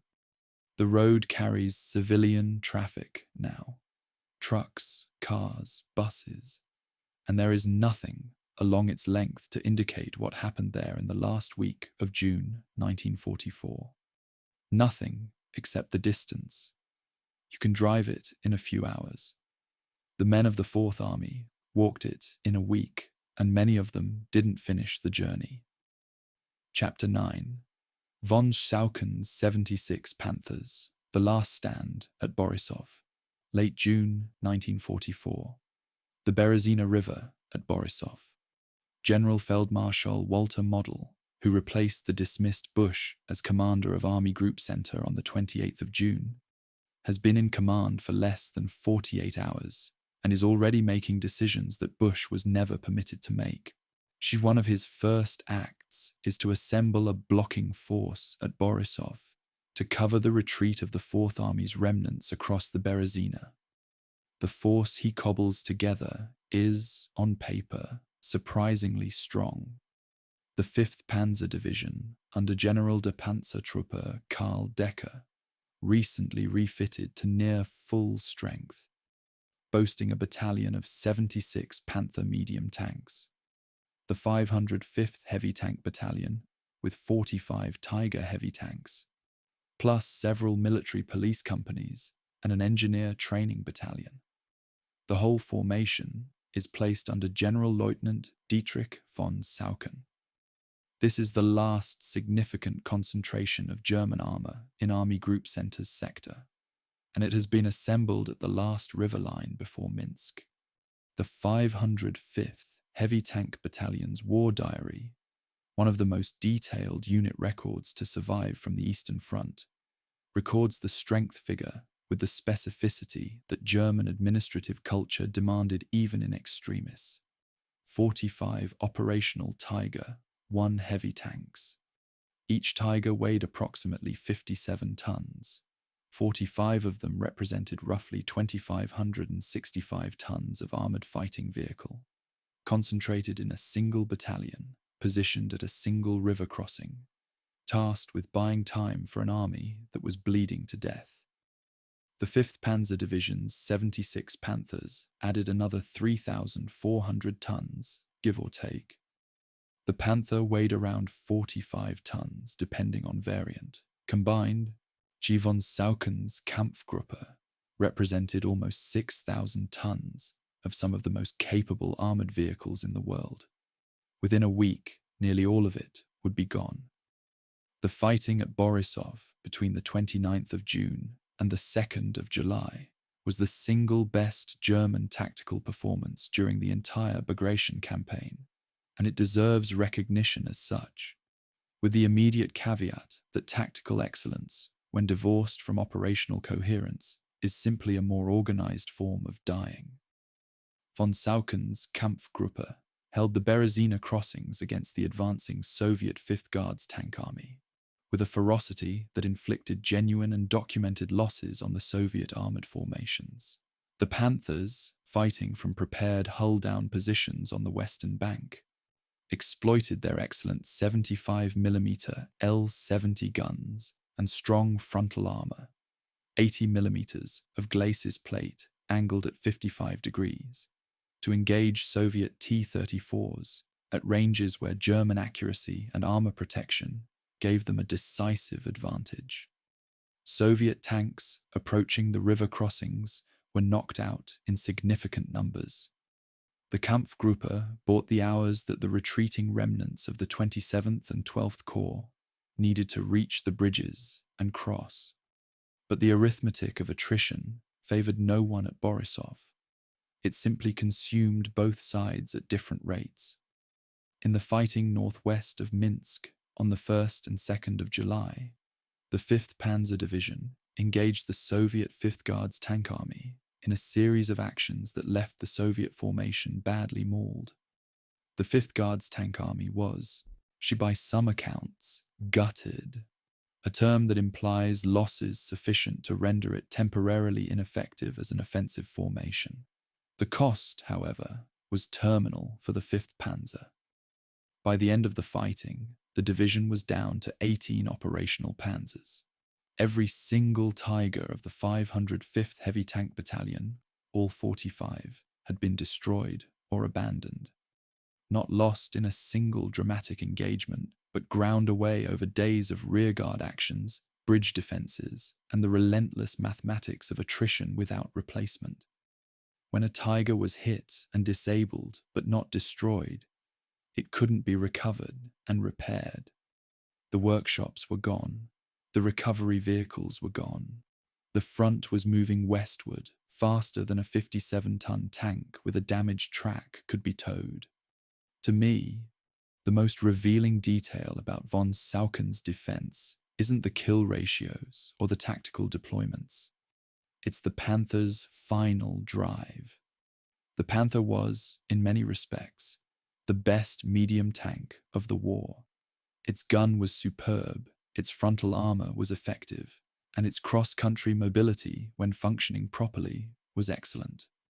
But it had a fatal weakness in its transmission and final drive assembly, which was notoriously fragile and prone to failure under the stress of extended road marches. In a defensive battle, fighting from static positions, this weakness was irrelevant. The Panther could sit hull down and destroy enemy tanks at range all day. But the moment the Kampfgruppe had to retreat, the moment the defense at Borisov ended, and the surviving vehicles had to drive westward on roads in summer heat, under mechanical stress, the final drives began failing. Tanks that had survived Soviet shells were abandoned by the roadside because their transmissions had seized. The Panther was a weapon designed for a war of maneuver that had become a war of retreat, and the retreat destroyed it more effectively than Soviet anti-tank fire. Von Sauken ordered his men to withdraw behind the Berezina when Soviet forces fought their way into Borisov itself, and the position became untenable. The bridges were blown. The Kampfgruppe had accomplished its mission. It had held the crossings long enough for some portion of the Fourth Army's survivors to escape the immediate pursuit. Stragglers continued to trickle into German lines for days afterward, making their way west through forests thick with partisans and scattered Soviet patrols. But the men von Sauken saved were marching into a larger catastrophe. The Fourth Army's remnants, having crossed the Berezina, were now west of the river but east of Minsk, and Minsk was about to become the center of the largest German encirclement since Stalingrad. I want to be careful about the framing here, because it would be easy, and I've seen it done in other documentaries, to turn von Saucken's defense into a heroic last stand, a redemptive moment within the larger disaster. And there was bravery at Borisov, unquestionably. Men fought and died with extraordinary skill and determination. But heroism requires purpose to be more than spectacle, and the purpose at Borisov was, in the final accounting, insufficient. The men who crossed the Berezina, thanks to von Saucken's defense, were not saved. They were given a few more days. The pocket that would close around them east of Minsk was already forming. The Kampfgruppe's sacrifice bought time, but time without a viable defensive plan is just a slower form of the same outcome. The 5th Panzer Division had been refitted to near full strength before Bagration specifically, because OKH expected the main Soviet offensive to come in Ukraine. It was a reserve formation pre-positioned for the wrong battle. Its destruction at Borisov was, in miniature, the story of the entire campaign. German strength deployed in the wrong place based on faulty intelligence, consumed for a purpose that did not alter the strategic trajectory of the war by a single degree. The 76 Panthers and 45 Tigers that model committed to the Berezina defense represented an armored force that concentrated at the right place and time and could have significantly complicated the Soviet advance. Instead, they were fed into a rearguard action that delayed the inevitable by approximately 72 hours. The 505th Heavy Tank Battalion's war diary that meticulously maintained record of strength, losses, and operations continues for a few more entries after Borisov. The entries become shorter. The strength figures decline in a way that reads less like a military record and more like a medical chart documenting a terminal illness. 45 Tigers, then fewer, then fewer. Then the diary's specificity becomes its own epitaph. The last entry recording operational Tiger tanks before the battalion was withdrawn for rebuilding reads 0. Not destroyed in battle or lost to enemy action, just a number. And the number is 0. The Berezina River, the river that Napoleon's Grand Army had crossed in catastrophic retreat in 1812. A crossing so traumatic that Berezina entered the French language as a synonym for disaster, had now witnessed a second army's destruction on its banks. The historical echo was not lost on Soviet propagandists, who drew the Napoleonic parallel explicitly in their reporting. But the parallel, while emotionally satisfying, was imprecise. Napoleon's army lost thousands at the Berezina crossing. The German Fourth Army was losing tens of thousands, and the river was not the climax of its destruction. It was a way station. The climax was coming. It was 80 kilometers to the west, and it was called Minsk. Chapter 10. The Fall of Minsk, 100,000 men in a cauldron. The 2nd of July, 1944. The vanguard of the Soviet Second Guards Tank Corps has reached the northwestern outskirts of Minsk, the capital of the Belarusian Soviet Socialist Republic, a city that has been under German occupation for 3 years. Simultaneously, and the simultaneity is not coincidence but operational design, a Soviet mobile task force has captured Nesvizh, roughly 100 kilometers to the southwest, cutting the German retreat route toward Baranovichi. The trap is closing from 2 directions at once. Inside the shrinking space between the Soviet pincers, the remnants of the German Fourth Army, perhaps 100,000 men, the shattered leavings of what was, 3 weeks ago, one of the most powerful field armies in the Wehrmacht, are stumbling westward through forests and along roads that are about to lead nowhere. On the morning of the 3rd of July, tanks from the 2nd Guards Tank Corps punched into Minsk from the northwest. German resistance inside the city collapsed rapidly. The garrison was not a fortress force in any meaningful sense, but a collection of rear echelon units, stragglers, and whatever combat formations happened to be within the city limits when the Soviet armor arrived. Before the encirclement sealed, the Germans managed to evacuate approximately 20,000 wounded and administrative personnel westward. But the bulk of the Fourth Army's survivors, roughly 100,000 men by Soviet estimates, were now trapped in a large pocket east of the city. The Belarusian capital was liberated.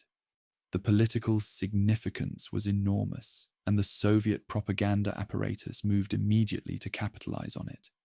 But the military story was east of Minsk, in the forests, where 100,000 men had just been sentenced. The commander who inherited the impossible task of leading the encircled forces was General Vincenz Müller of the 12th Corps. Tippelskirch, the Fourth Army's commanding general, was outside the pocket. Müller was inside. The distinction was the difference between post-war memoirs, written in a comfortable study, and a decade in a Soviet prison camp. Müller took command of a force that barely qualified as a military formation. Units had lost contact with each other days earlier. Communications within the pocket were virtually non-existent. Ammunition was running out, food was gone, and the men were in varying states of physical and psychological collapse. Soviet artillery and fighter bombers pounded the pocket continuously, fragmenting it into smaller and smaller segments that could then be reduced individually by Soviet infantry. In the records of the Soviet 49th Army, one of the formations assigned to reduce the pocket, an after-action report describes the final days with a clinical detachment that is, in its way, more affecting than any dramatic narrative. Captured German soldiers stated that they had received no orders for 3 days, the report notes. When asked who their commanding officer was, most could not answer. An appendix lists captured equipment. The inventory runs for 7 typed pages. This is what an army looks like when it stops being an army. A 7-page list of abandoned objects and a population of men who no longer know who is in charge. The Soviet method for reducing the pocket was systematic rather than heroic. An industrial procedure applied to human beings. An outer ring of forces prevented any relief attempt from reaching the encircled Germans. An inner ring contained the pocket itself. Artillery and air power fragmented the pocket into isolated groups. Each group was offered surrender terms via loudspeaker and leaflet. Those that refused were destroyed by direct assault. The process was efficient, repetitive, and complete. On the 6th of July, a group of several thousand German soldiers under General Hans Traut, commander of the 78th Sturm Division, was overwhelmed and Traut was captured. 2 days later, on the 8th, Müller surrendered the remaining organized German forces southwest of Minsk. For the next several days, Soviet infantry and partisans combed the forests, hunting down stragglers.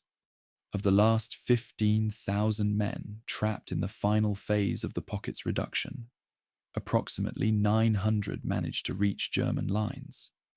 The rest were killed or captured. The mathematics of the Minsk pocket are worth confronting directly, because they contain a gap that no source has adequately explained. Soviet records claim approximately 57,000 prisoners were taken from the encirclement east of Minsk. German sources suggest that roughly 900 men escaped to their own lines. If the encircled force numbered approximately 100,000 and 57,000 were captured and 900 escaped, then somewhere between 40,000 and 42,000 men are unaccounted for.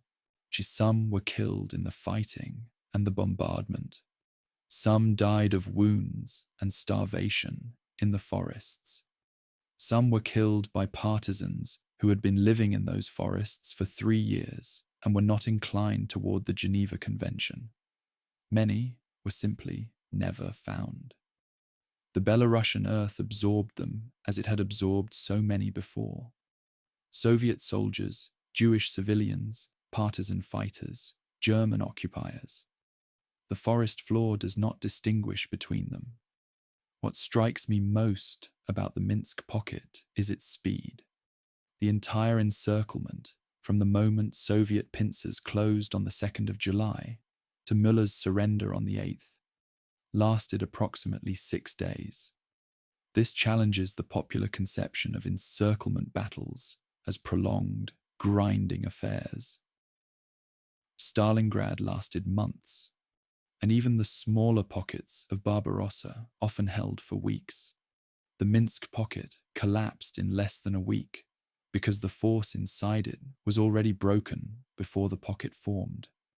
The Fourth Army hadn't retreated to Minsk. It had disintegrated toward Minsk. The units that found themselves east of the city when the trap closed were not organized formations conducting a fighting withdrawal. They were fragments, leaderless, exhausted, out of ammunition, out of hope. The pocket didn't need to be besieged. It needed only to be contained until it consumed itself.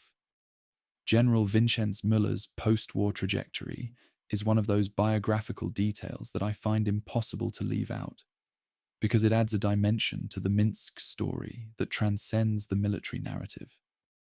After his surrender, Müller was taken to a Soviet prisoner of war camp. He cooperated with his captors.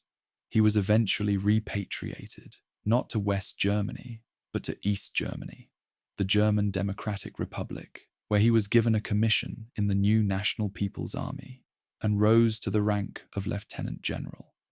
He served the state that his captors had built, and in 1961, he took his own life. I don't know what that means exactly. I don't think it has a single meaning, but it tells you something about the forces that operated on the men who survived the Minsk pocket. Forces that didn't end when the shooting stopped. The liberation of Minsk on the 3rd of July was, for the Soviet Union, a moment of genuine and justified triumph. The capital of Belarus, lost in the catastrophic first weeks of Barbarossa, had been recaptured. The symmetry was deliberate and propagandistically potent. The Red Army had avenged 1941. But the liberation also revealed the cost of 3 years of German occupation. The city that Soviet troops entered was a ruin, not just physically from the fighting, but demographically. The Jewish population of Minsk, which had numbered roughly 80,000 before the war, had been almost entirely annihilated in the ghetto and at the Mali Trostenets extermination site. The city the Soviets liberated was not the city the Germans had conquered. It was a shell populated by survivors. 57,000 German prisoners were taken at Minsk. That number would soon acquire its own significance, because Stalin had plans for those men that went beyond the standard processing of prisoners of war. The prisoners would be cleaned, fed just enough to be presentable, loaded onto trains and sent to Moscow. They had one more public role to play before they disappeared into the camp system. The nature of that role and the signal it was intended to send to 3 different audiences simultaneously belongs to the next chapter. Chapter 11, The Great Waltz, 57,000 men through Moscow. The 17th of July, 1944. Moscow, a warm summer morning. Along the main thoroughfares of the Soviet capital, the broad avenues that Stalin's architects had designed for military parades and political demonstrations, crowds are gathering. NKVD troops line the route. The mood in the crowd, according to internal Soviet security reports that have been partially declassified since the early 1990s, is complex. Anticipatory, hostile, curious, and in some cases, openly grief-stricken, because the people lining these streets have spent 3 years burying their sons and brothers and husbands.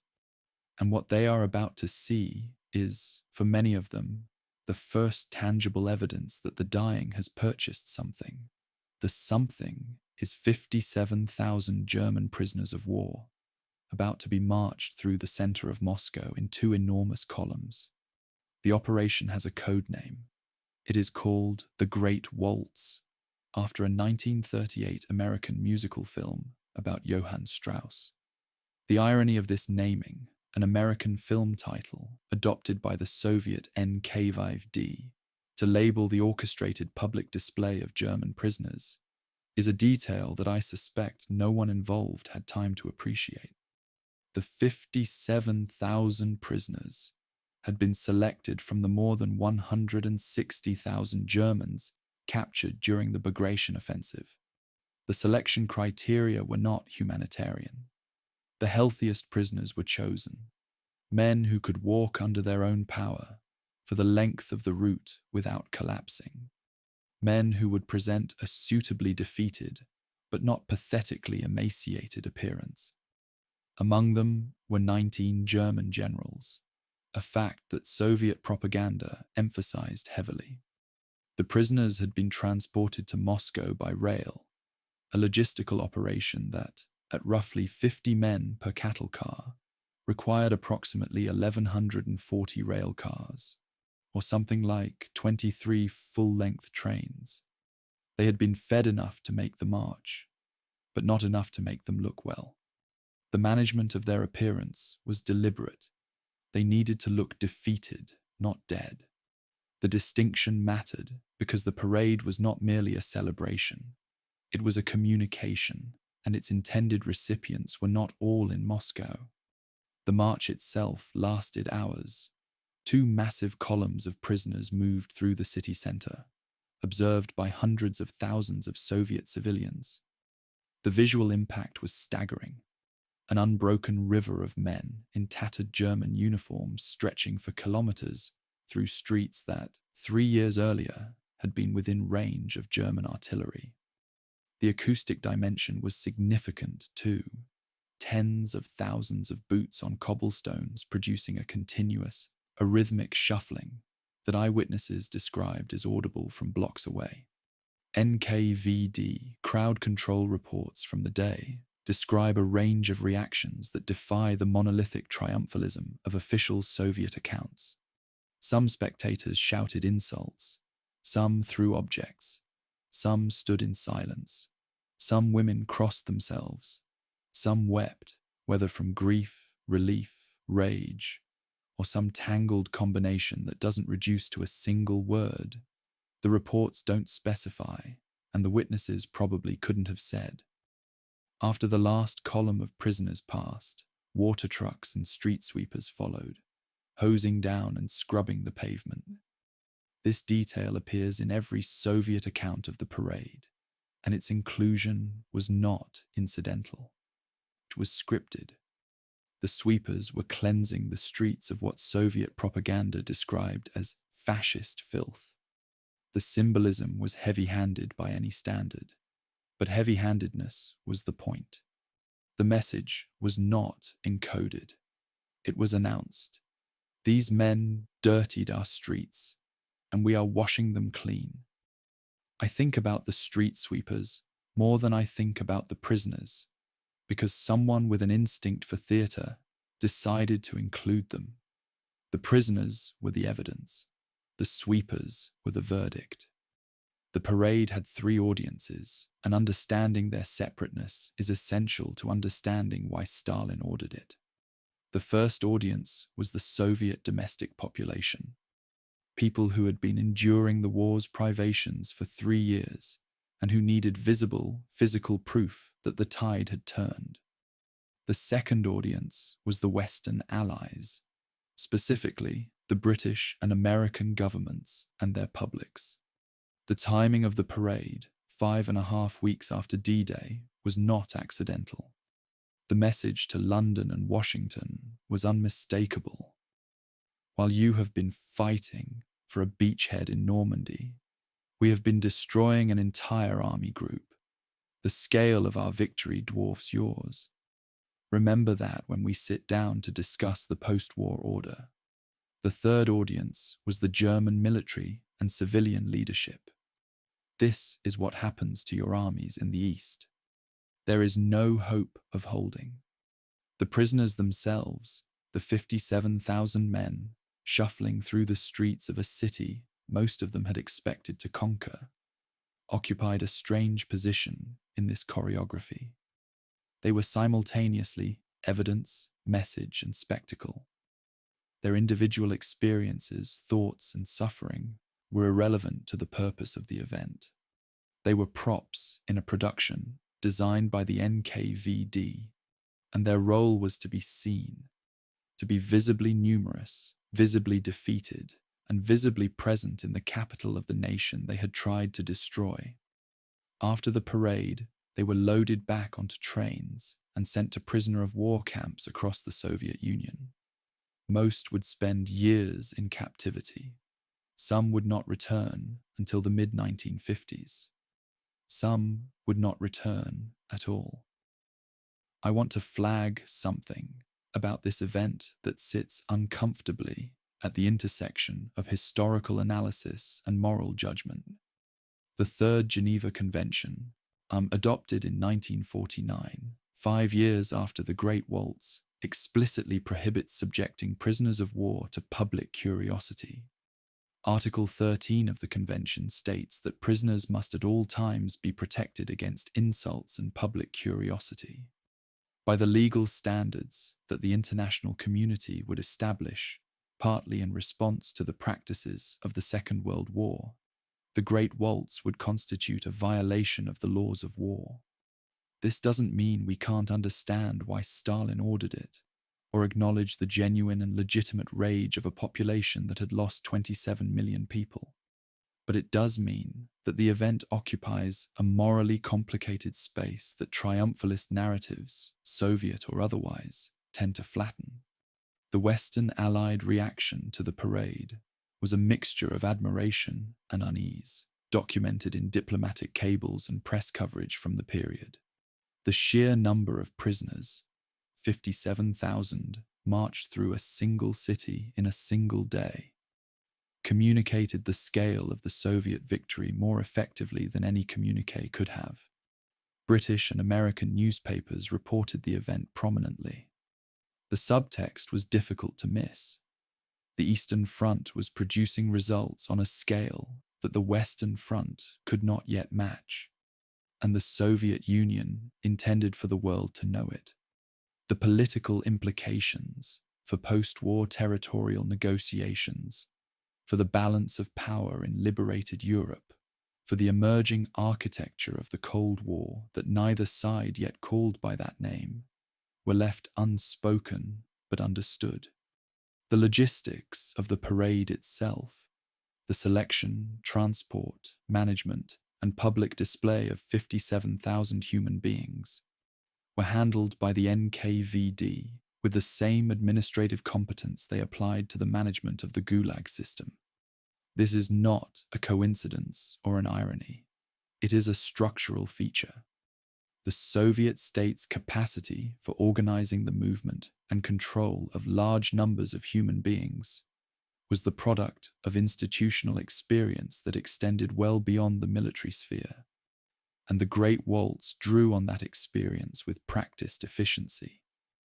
The parade was, in administrative terms, a small operation compared to the NKVD's routine activities. After the 17th of July, the 57,000 prisoners of the Great Waltz disappeared into the Soviet camp system, the same system that held millions of Soviet citizens. The street sweepers finished their work. The crowds dispersed. The cobblestones dried in the summer sun. And in Belarus, where the prisoners had been captured, the Soviet offensive continued westward, carrying the war toward Poland, toward the Vistula, and toward a city where the convergence of military operations and political calculations would produce one of the most agonizing episodes of the entire war. Chapter 12. The Commandant's Departure. Mogilev's Last Days. The 28th of June, 1944. Mogilev, a city on the Dnieper River in central Belarusia, one of 8 designated Festeplätze in Army Group Center's sector. The Soviet Second Belarusian Front, under General Grigory Zakharov, has crossed the Dnieper north and south of the city and is now assaulting from multiple directions simultaneously. Inside the city, the garrison, assigned a fortress commandant, ordered to hold to the last man, furnished with the same rhetoric of duty and sacrifice that had been issued to Vitebsk and Bobruisk, is fighting a battle whose outcome was determined before it began. The last signal from the Mogilev garrison, recorded in Army Group Center's fragmentary communications log, reports the fall of the city center and the elimination of the final organized German positions in the vicinity of the railroad station. The message is not dramatic. It reads like a warehouse inventory being finalized. Position lost, garrison eliminated, transmission ending. So I am including Mogilev in its own chapter, not because it was the most dramatic of the Festeplätze battles, it wasn't, but precisely because it was the least dramatic. Vitebsk had the agony of the breakout attempt and Golvitz's interrogation transcripts. Bobruisk had the swamp crossing and the desperate final charge of the 20th Panzer Division's remnants. Mogilev had none of these.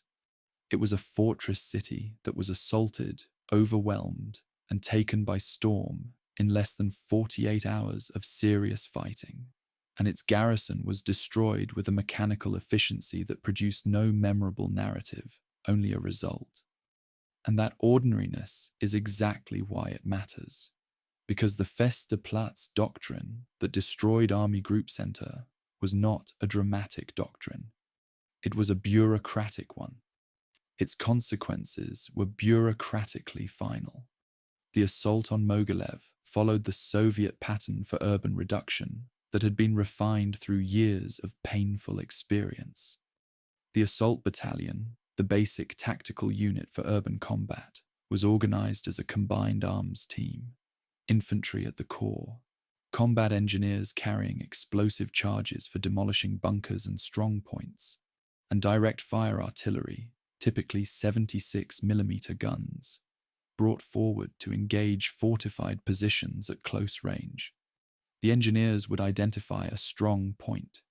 The artillery would fire directly into it from ranges measured in tens of meters, not hundreds. The infantry would assault through the breach. Then the formation would move to the next strong point and repeat the process. It was efficient, brutal, and repetitive, a procedure rather than a tactic, optimized for throughput rather than elegance.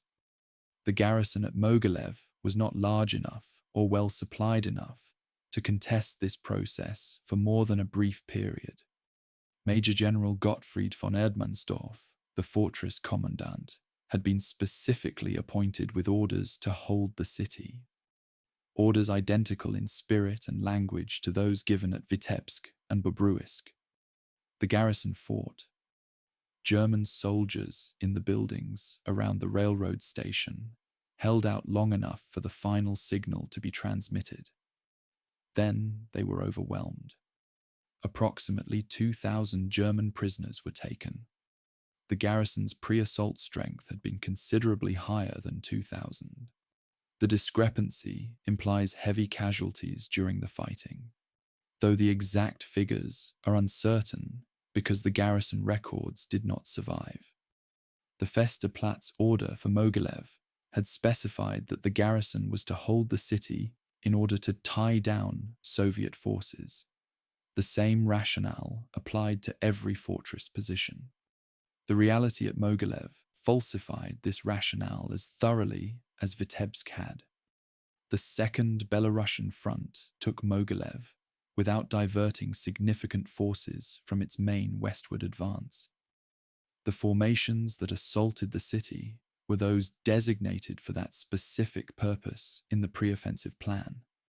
The mobile and exploitation forces continued moving west without pausing. The garrison was destroyed. The Soviet timetable was not measurably delayed. The Doctrine's stated purpose, to impose costs on the attacker by forcing the diversion of large forces, was achieved exclusively against the defender. Mogilev cost the Germans a garrison. It cost the Soviets the time it took to drive through a city. When I cross-reference the outcomes at all four of the major Festeplätze that fell during the first phase of Bagration, Vitebsk, Bobruisk, Mogilev, and Orsha, the pattern is so consistent that it reads less like a military case study and more like a controlled experiment with identical results across multiple trials. In each case, the garrison was ordered to hold. In each case, Soviet forces bypassed or enveloped the position, while dedicated assault forces reduced it. In each case, the garrison was destroyed without significantly delaying the main Soviet advance. In each case, the permission to withdraw, when it came at all, arrived after the opportunity for withdrawal had passed. The Doctrine didn't fail in one location and succeed in another. It failed everywhere, for the same reasons, in the same way. The sample size was 4. The failure rate was 100%. Mogilev's fall, combined with the concurrent destruction at Vitebsk and Bobruisk and the loss of Orsha, meant that by the end of June 1944, every major anchor point of Army Group Center's original defensive line had been taken. The Festeplätze that were supposed to function as breakwaters, holding the Soviet flood while mobile reserves counterattacked, had been submerged one by one. There were no mobile reserves. There was no counterattack. There was only the retreat of the Fourth Army and the disintegration that retreat produced. The first phase of Bagration was complete. The second phase, the drive to Minsk and the encirclement of the Fourth Army, was already underway. The fortresses had served their final function, though not the one Hitler intended. They had converted a defeat into an annihilation by binding irreplaceable troops to indefensible positions and forbidding the one response that might have saved them. The railroad station, where the last organized German resistance in Mogilev was extinguished, is still there. Mogilev is, today, a functioning city in the Republic of Belarus, population roughly 380,000. The station has been rebuilt. Trains still run. The physical traces of the fighting, the shell impacts, the collapsed walls, the debris of urban combat were cleared in the post-war reconstruction, and the city bears no obvious scars from the events of June 1944. There is no particular reason a traveller passing through would know that a garrison had been destroyed there, that a fortress commandant had received orders to die and had obeyed them, that the last radio signal had gone out from somewhere near the tracks. The city has other history, other stories, other concerns. But the document that killed the garrison, Führer Order Number 11, dated the 8th of March 1944, remains in the archives. It has not been rewritten or rebuilt. It sits in its folder in the Bundesarchiv, typed and official, bearing the classification markings and signature blocks of the organization that issued it. The margin annotation, Wahnsinn, is still there too, if it was ever really there at all, and the record of the 4 fortress cities that it sentenced to destruction, Vitebsk, Orsha, Mogilev, Bobruisk, each one a controlled experiment in doctrinal failure, each one producing identical results, constitutes one of the clearest demonstrations in military history of what happens when ideology replaces observation as the basis for command decisions. The concrete coffins that Hitler ordered, built across Belarus, fulfilled their function after all. They just didn't protect the people inside them. The silence that settled over the Mogilev railroad station on the evening of the 28th of June was a small silence. A footnote in the larger catastrophe consuming Army Group Center across a front of 1,000 kilometers. No one would write a memoir about it. No general's reputation would hinge on its defense or its fall. It was an ordinary destruction, carried out according to an ordinary procedure, producing ordinary results. And that ordinariness, the sheer mundane predictability of the outcome, is the most damning verdict on the doctrine that caused it. Chapter 13. Model's Firebreak, the man who arrived too late. The 28th of June, 1944. Somewhere west of Minsk, in a hastily requisitioned building in the town of Lida, a new commander is taking stock of a catastrophe that is still unfolding.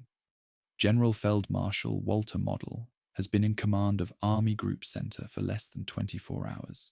His predecessor, Bush, was dismissed by Hitler earlier that day, sacked by telephone, according to some accounts, which seems fitting for a man whose defining failure was an inability to make himself heard through the communication channels of the German command system. Model's headquarters at Lida is roughly 100 miles west of Minsk, and his staff cannot tell him with certainty where his own divisions are.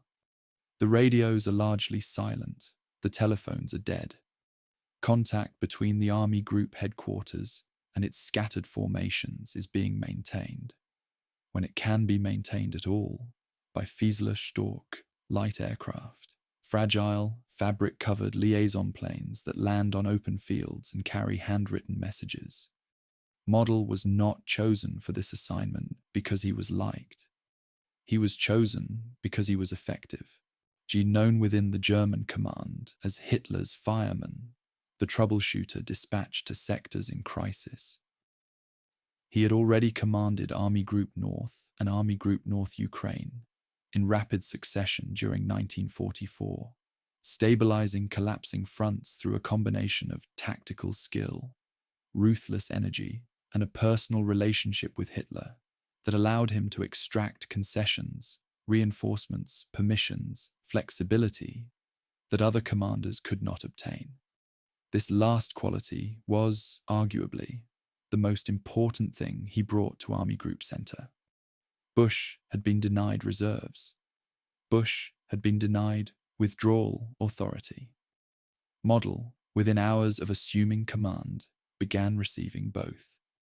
The divisions that might have saved Army Group Center had been available before the 22nd of June. They were released after the 28th. The variable was not logistics or strategy. It was the personal chemistry between a dictator and his generals. Model's first directive as commander tells you everything you need to know about how he read the situation. The order, reconstructed from surviving signals, intercepts, and staff accounts, directed all available units to establish a new defensive line running through Molodechno, northwest of Minsk. The directive contains no reference to holding any fortress city, no mention of last man, no mention of the Festerplatz doctrine. Model had been in command for less than a day and had already, implicitly, repudiated the doctrine that had caused the disaster he was now trying to contain. He didn't formally countermand Führer Order Number 11. That would have been political suicide even for a commander with his standing. But in practice, his operational directives prioritized mobile defense and fighting withdrawal over static position holding. It was a subtle but critical act of command disobedience, executed not through defiance but through omission. The reinforcements that began arriving in Model's sector over the following days were real but inadequate. A cupful of concrete poured into a breach the size of a river. Divisions released from OKH Reserve and transferred from Army Group North represented approximately 50,000 to 70,000 fresh troops. Army Group Center had lost over 300,000. The math was not encouraging. Moreover, the arriving divisions could not be massed for a coordinated counterattack because there was no coherent front line behind which to assemble them. They were committed piecemeal, plugged into gaps as they appeared, thrown against Soviet spearheads as they advanced, consumed in a series of local actions that slowed the Soviet advance without stopping it. The question of whether Model stabilized the front after Bagration is one of the enduring debates in the historiography of the Eastern Front, and I want to address it directly because I think the answer is more nuanced than either side usually admits. German post-war accounts and some Western military historians credit Model with a near miraculous achievement, taking command of a shattered army group and somehow constructing a new defensive line that halted the Soviet advance by mid-August. Soviet and Russian historians offer a different explanation. The offensive halted not because of anything Model did, but because the Red Army had outrun its own supply lines. After advancing roughly 600 kilometers in 5 weeks, Soviet logistics were strained to their limits. Standard Soviet doctrine estimated that a front-level offensive could be sustained for approximately 250 to 300 kilometers before requiring a major pause for resupply. Bagration had exceeded that estimate by a factor of 2. The truth, as I read the evidence, is that both factors operated simultaneously. Model's actions mattered. Soviet logistics exhaustion mattered. Disentangling their relative contributions is probably impossible, and insisting on a single explanation says more about the historian's ideological commitments than about the historical evidence. The Fieseler Storch, the tiny aircraft that served as Model's primary means of communication during his first days in command, deserves a moment of attention because it embodies the desperation of the situation in a way that operational summaries cannot. The Phi 156 Storch was powered by an Argus, as 10C inverted V8 engine producing 240 horsepower. Its stalling speed was approximately 50 kilometers per hour, so slow it could land on virtually any open field. A crucial capability when every airfield in the sector had been overrun or was under Soviet air attack. It could carry a pilot and 1 passenger, or a pilot and a small cargo of documents. It was not a communications system. It was a last resort. And for several days, in late June and early July 1944, the command of an entire army group, the coordination of hundreds of thousands of men across a front of hundreds of kilometers, depended on the ability of these fragile aircraft to find, land near, and deliver messages to units whose locations were often uncertain. Model interests me more than any other German figure in this story, and I've spent some time trying to understand why. I think it's because he is the only German commander in the Bagration narrative who arrives without illusions. Bush knew the situation was bad, but accepted orders he knew were wrong. Gollwitzer knew Vitebsk couldn't be held, but waited for permission to leave. Jordan knew the Ninth Army was in danger, but committed his reserve piecemeal, because the system gave him no alternative. Model arrived, looked at the wreckage, and began building something new. He didn't try to save what was lost. He didn't waste time or troops on hopeless positions. He accepted the destruction of the old Army Group Center as a fact and began constructing a replacement. That requires a different kind of courage than holding a fortress. The courage to acknowledge that everything behind you is gone and to start from whatever is in front of you. The new defensive line that Model attempted to establish ran roughly north-south through the area west of Minsk, anchored on whatever geographic features and surviving formations were available. It was not a continuous line in the traditional sense. There were gaps, weak points, and sectors held by nothing more than scattered Kampfgruppen and alarm units cobbled together from rear echelon personnel. But it was something. It was a structure. And as July progressed and the Soviet advance began to slow, partly due to Model's efforts, partly due to logistical friction, partly due to the inherent difficulty of sustaining a 600-kilometer advance, the structure began to solidify into something resembling a front. Model's personal fate casts a long shadow backward over his performance at Bagration. In April 1945, less than a year later, he would find himself commanding Army Group B in the Ruhr pocket. Another encirclement, another disintegration, another commander facing the arithmetic of inevitable defeat. This time, there would be no new front line to build. On the 21st of April, 1945, Model walked into a forest near Duisburg and took his own life rather than surrender. The man who had built a firebreak in the ruins of Army Group Center could not build one in the ruins of the Reich. The Fiesler Storch aircraft that carried Model's first orders across the burning wreckage of Army Group Center were, by any standard, absurdly inadequate for the task. A fabric-covered biplane carrying handwritten messages, flown by pilots navigating by visual reference over a landscape obscured by smoke and confusion. This was not command and control in any modern sense. It was improvisation, and yet it worked, just barely, just enough, to impose some degree of order on a situation that had passed beyond the reach of every other instrument of command. The Storch couldn't save Army Group Center. Nothing could. But it could carry the first fragile threads of a new structure forward into the chaos, and Model, the fireman, wove those threads into a line that held long enough for the catastrophe to end and a new, smaller catastrophe to take its place. Chapter 14.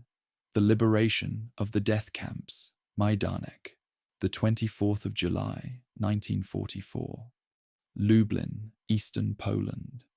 Elements of the First Belarusian Front under Rokossovsky have reached the outskirts of the city as part of the Lublin-Brest offensive, the westward extension of Bagration into Polish territory. The advance has been rapid, and the speed matters for a reason that has nothing to do with the military situation. On the eastern edge of Lublin, there is a facility that the German administration has been attempting with increasing urgency to dismantle. They have not had enough time.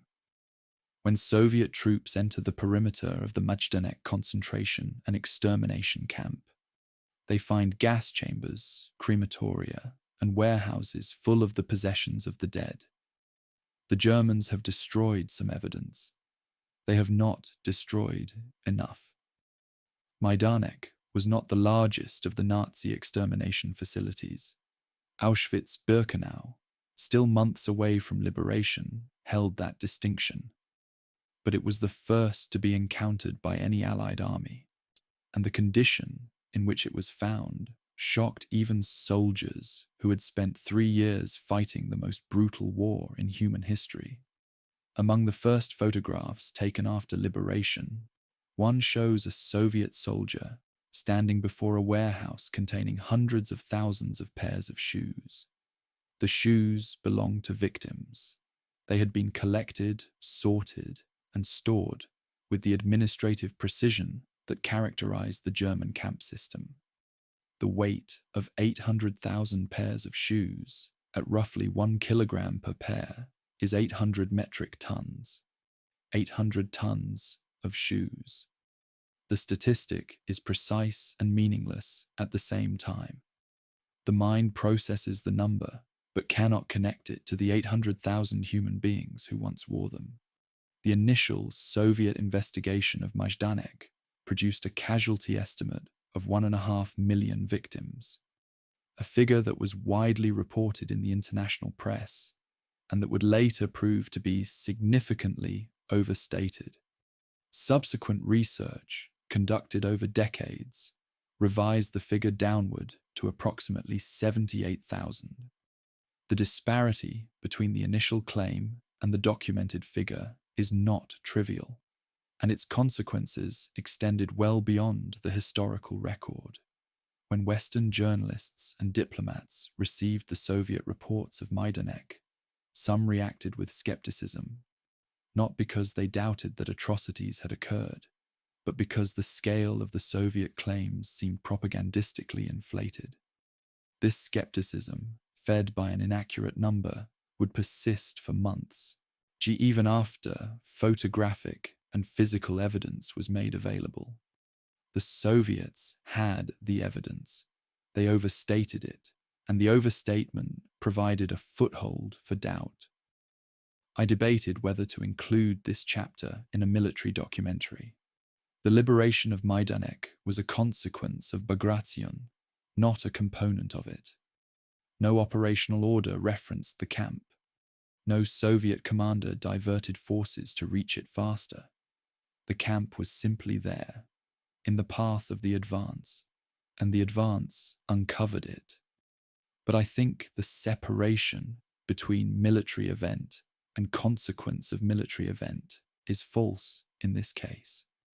The operation that destroyed Army Group Center also opened the door to the physical evidence of what had been happening behind the lines that Army Group Center had been defending. That connection is not incidental. The military narrative and the moral narrative converge at Majdanek, whether or not the operational maps acknowledge it. The world's first opportunity to confront the industrial reality of the Nazi extermination system came directly from Bagration's success, a causal chain that is almost never drawn in popular history. Majdanek was liberated on the 24th of July, 1944. Auschwitz would not be reached until January 1945. The Western Allies would not encounter Bergen-Belsen, Buchenwald, or Dachau until April 1945, 9 months later. For 9 months, Majdanek was the primary physical evidence available to the world, and for 9 months, a significant portion of the Western public was uncertain whether to believe what the evidence showed. The photographs were published. The warehouses were documented. Soviet and Polish investigators compiled reports. And still, doubt lingered, partly because of the inflated casualty figure, partly because of a general inability to absorb the reality of what had happened, and partly because the source of the information was the Soviet Union, whose propaganda apparatus had earned a reputation for exaggeration that, in this case, undermined the credibility of claims that were, in their substance, horrifyingly true. The Soviet war correspondents who entered Majdanek on or shortly after the 24th of July left accounts that are notable for their rawness. These were writers accustomed to the language of Soviet propaganda. Heroic workers, fascist beasts, the inevitable triumph of socialism. Majdanek defeated that language. The correspondents describe what they saw in terms that are groping, uncertain, reaching for a vocabulary that doesn't exist, because the thing they are describing had not previously existed in their conceptual framework. They had seen battlefields. They had seen the destruction of cities. They had not seen gas chambers and crematoria designed, built, and operated for the sole purpose of killing human beings on an industrial scale. The shock in their writing is not rhetorical. It is the shock of a mind encountering something for which it has no pre-existing category. There is a cruel postscript to the liberation of Majdanek that belongs in this chapter, because it illustrates the political dimension of Bagration's advance that the military narrative alone cannot capture. And after the surviving prisoners were evacuated and the initial investigations completed, the Soviet authorities repurposed the camp infrastructure to detain members of the Polish Home Army, the Armia Krajowa, who had been fighting the Germans in coordination with the Soviet advance and who now found themselves classified as enemies of the Soviet-backed political order in Poland. The barracks that had held victims of the Nazi regime now held opponents of the Soviet regime. The infrastructure of imprisonment was repurposed, not dismantled. The locks worked the same way for both sets of occupants. The significance of Majdanek for the Bagration narrative extends beyond the moral dimension, important as that dimension is. The camp's liberation marked the moment when the Soviet offensive crossed from the territory of the pre-war Soviet Union into Poland, a geographic and political threshold that would reshape the remainder of the war and the post-war order. East of Lublin, the Red Army was liberating Soviet territory. West of Lublin, it was entering a political landscape in which liberation and occupation would become increasingly difficult to distinguish. The Polish population's relationship with the advancing Soviet army was profoundly ambivalent. The Soviets were driving out the Germans, which was welcome, but they were also imposing a political order that the Polish resistance, particularly the Home Army, had not fought for and did not want. The question of how atrocity evidence is documented, verified, and received by the international community is not a 1944 problem alone. In 2026, with satellite imagery, open source intelligence tools, and near instantaneous global communication, the speed at which atrocities can be documented has increased enormously. But the Majdanek precedent suggests that the bottleneck is not documentation. It is belief. The evidence at Majdanek was physical, photographic, and available within days of liberation. It was still met with skepticism. The problem was not the data. It was the audience's capacity or willingness to process what the data showed. The shoes remain the image that endures from Majdanek's liberation.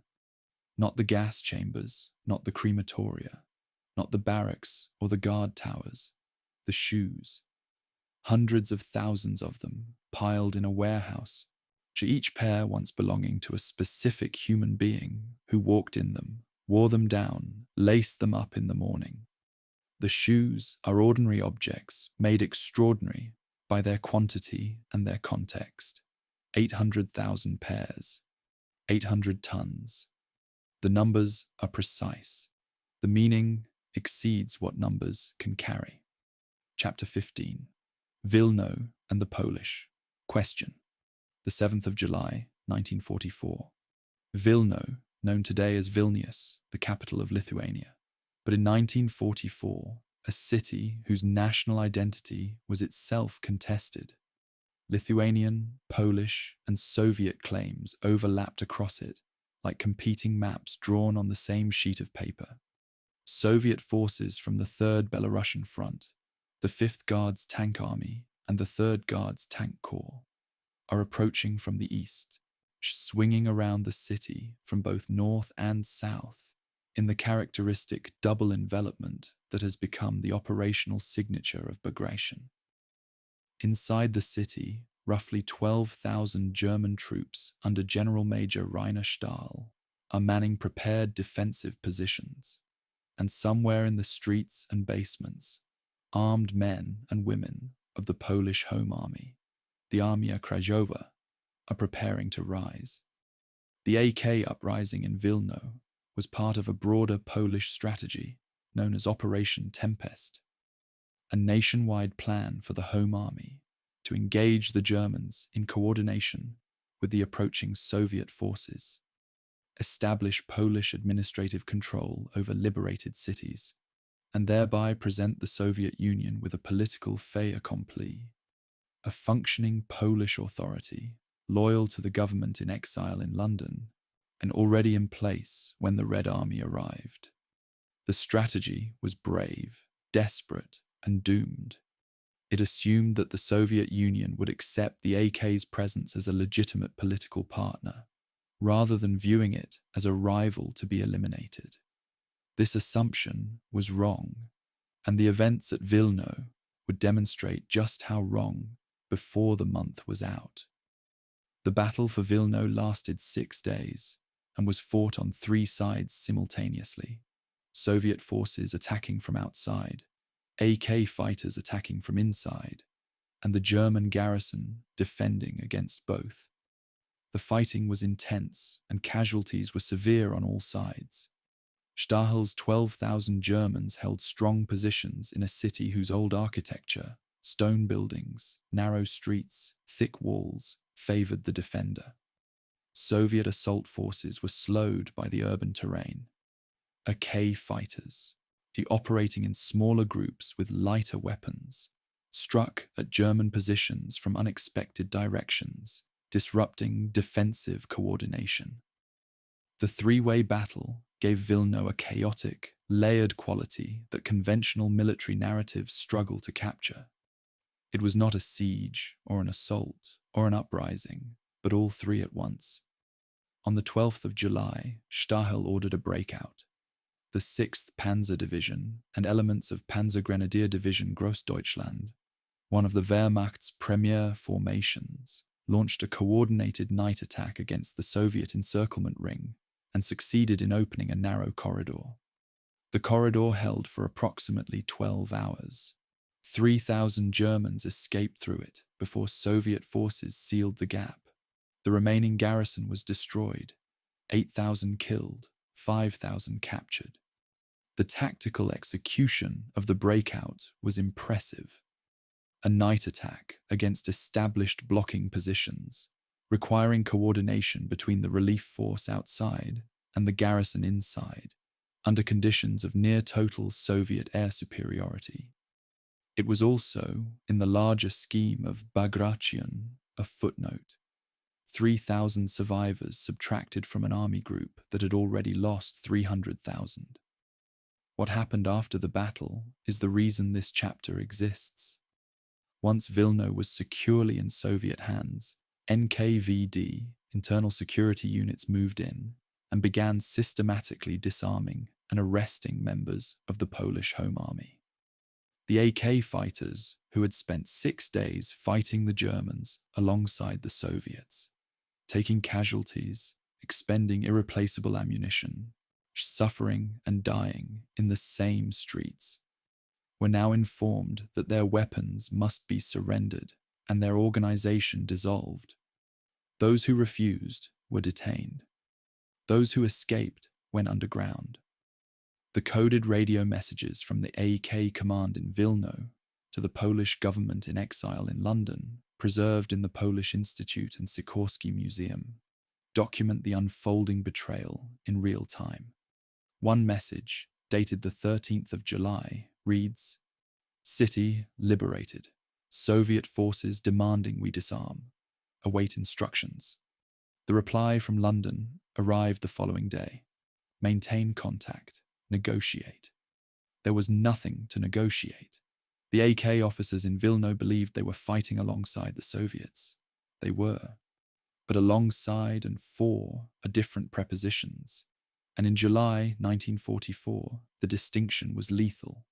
The Soviet Union had no intention of accepting an armed Polish force loyal to the London government in exile, operating behind its front lines. The AK was not merely a military inconvenience, it was a political threat. A rival claimant to authority in post-war Poland, backed by a government that Stalin intended to marginalize and ultimately replace. The disarming of the AK at Vilno was not an improvised decision by a local NKVD commander. It was policy, executed consistently and deliberately, and it revealed something about the nature of Bagration's advance that the purely military narrative obscures. The offensive was not simply a campaign to destroy Army Group Center. It was a campaign to establish Soviet political control over the territories through which it passed. The Vilno pattern, military liberation, followed by political subordination, would repeat itself with devastating consequences 3 weeks later at Warsaw. The AK command in London had the Vilno precedent available when Warsaw rose on the 1st of August. They knew what the Soviets had done to the AK fighters who had helped liberate Vilno. They rose anyway, betting that the scale of the Warsaw uprising and the proximity of Western Allied attention would force a different outcome. The bet failed. But that story belongs to the next chapter.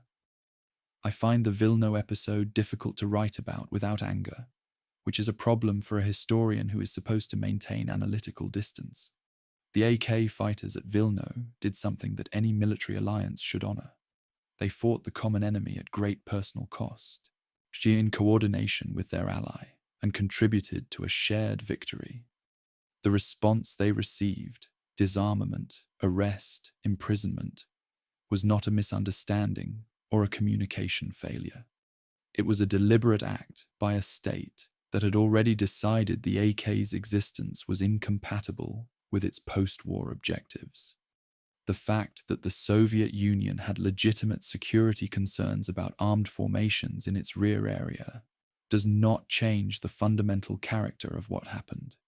You can explain it. You cannot justify it. The German garrison's breakout from Vilno, that narrow corridor held open for 12 hours by the 6th Panzer Division and Grossdeutschland, has one final detail worth noting. The relief operation was one of the last successful German tactical actions during Bagration, and it required the commitment of two formations that were desperately needed elsewhere. Every Panther and Panzer Grenadier spent opening a corridor for 3,000 men. At Vilno was a Panther and Panzer Grenadier not available for the defense of the new line that Model was trying to build further west. The German army, in the summer of 1944, was hemorrhaging strength in 100 directions simultaneously, and each individual hemorrhage, each local crisis, each desperate relief attempt, each rearguard action was tactically rational and strategically ruinous. Vilno today is Vilnius, the capital of an independent Lithuania, a member of the European Union and NATO. The contested city of 1944, claimed by Poles, Lithuanians, and Soviets, is no longer contested in the same way, though the historical memory of who fought for it and who was betrayed, there remains a live and sensitive subject in Lithuanian, Polish, and Russian historiography. The AK fighters, who were disarmed by the NKVD in July 1944, are remembered differently depending on which country's textbooks you open. In Poland, they are heroes betrayed.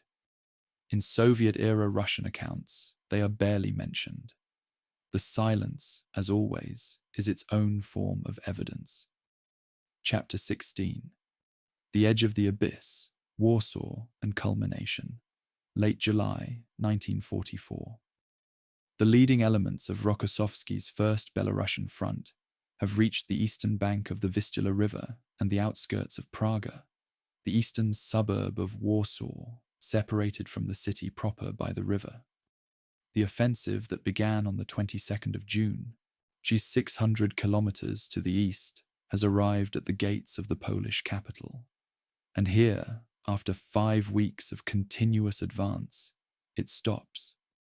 The reasons for the stop are the most contested question in the entire Bagration historiography, and I am not going to pretend that I can resolve them. What I can do is present the evidence for both sides and explain why the question matters so much that people are still arguing about it 82 years later. On the 1st of August, 1944, the Polish Home Army launched the Warsaw Uprising, the largest single act of resistance in occupied Europe during the entire war. The AK command, having watched the Soviet advance sweep across Belarus and into eastern Poland, but calculated that the Red Army would reach Warsaw within days and that a Polish uprising would both accelerate the city's liberation and establish the Home Army as the legitimate authority in the capital. The calculation was plausible. It was also wrong. The Red Army did not cross the Vistula. The uprising would last 63 days. The Germans would suppress it with systematic brutality. The Soviets would watch from the other side of the river. The Soviet explanation for the halt was logistical. The First Belarusian Front had advanced 600 kilometers in 5 weeks, double the distance that standard Soviet logistical doctrine considered sustainable without a major operational pause.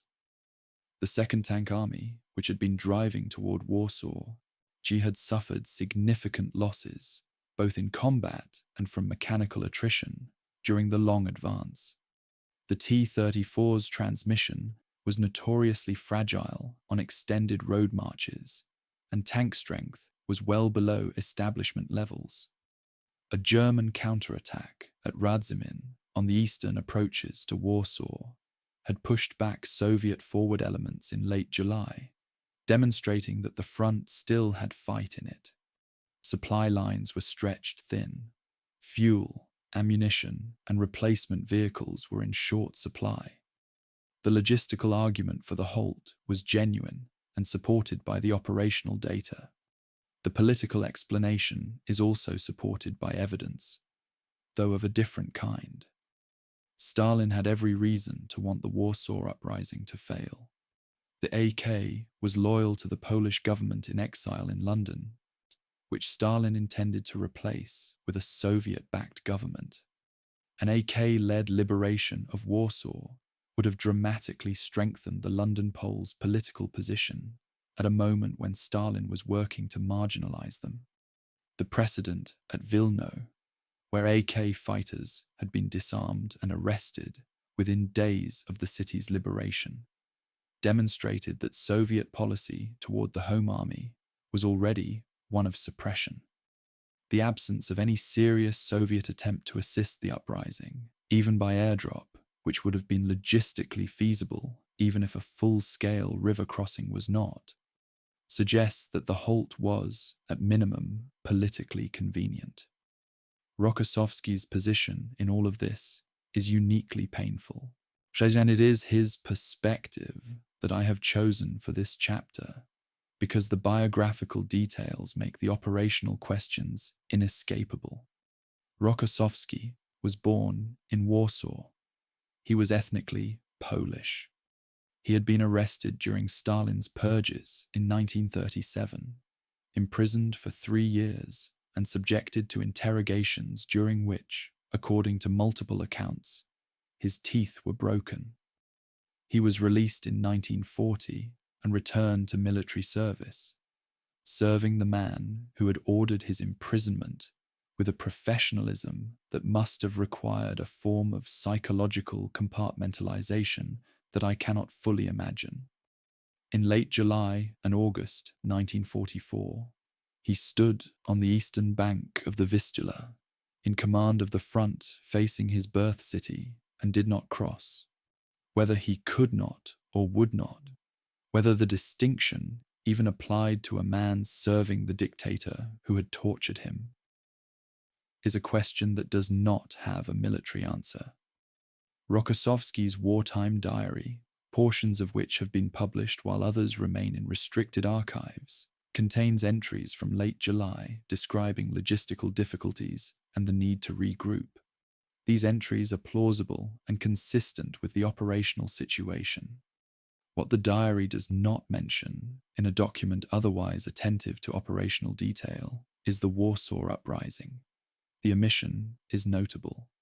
Rokossovsky, a meticulous recorder of operational events, simply does not address the largest military event taking place directly across the river from his headquarters. The silence reads not as an oversight, but as a decision about what was safe to commit to paper in a diary that might one day be read by the wrong eyes. The question of whether the halt at Warsaw was primarily logistical or primarily political has been debated for over 8 decades, and I need to be honest about the limits of what the evidence can tell us. The logistical constraints were real. The political motivations were real. The two explanations are not mutually exclusive. It is entirely possible, I would say probable, that the Soviet forces genuinely needed an operational pause after 600 kilometers of advance, and that Stalin was simultaneously content to let the pause serve his political objectives by allowing the Germans to destroy the AK. The historian who claims this question is simple. She, in either direction, is not being honest with the evidence or with you. I cannot resolve it. I don't think it can be resolved. What I can say is that the uprising lasted 63 days.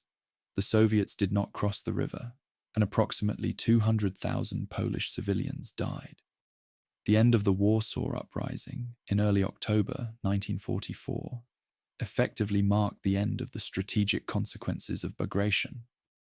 Though the offensive itself had formally concluded on the 19th of August, when Soviet forces shifted to a general defensive posture across the newly established front line.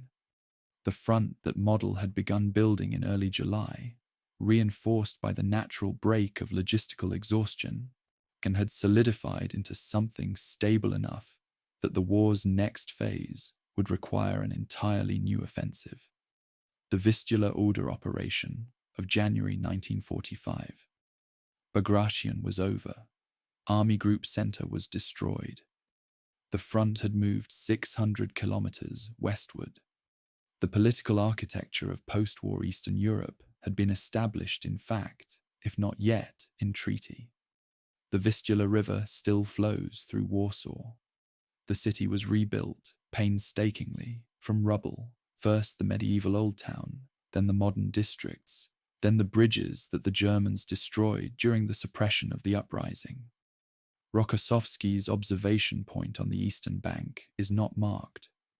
The debate about his role, about whether he was unable or unwilling to cross, about whether the distinction mattered, about whether a Polish-born Soviet marshal watching his birth city burn was a victim or a participant, continues in Polish, Russian, and Western historiography without resolution.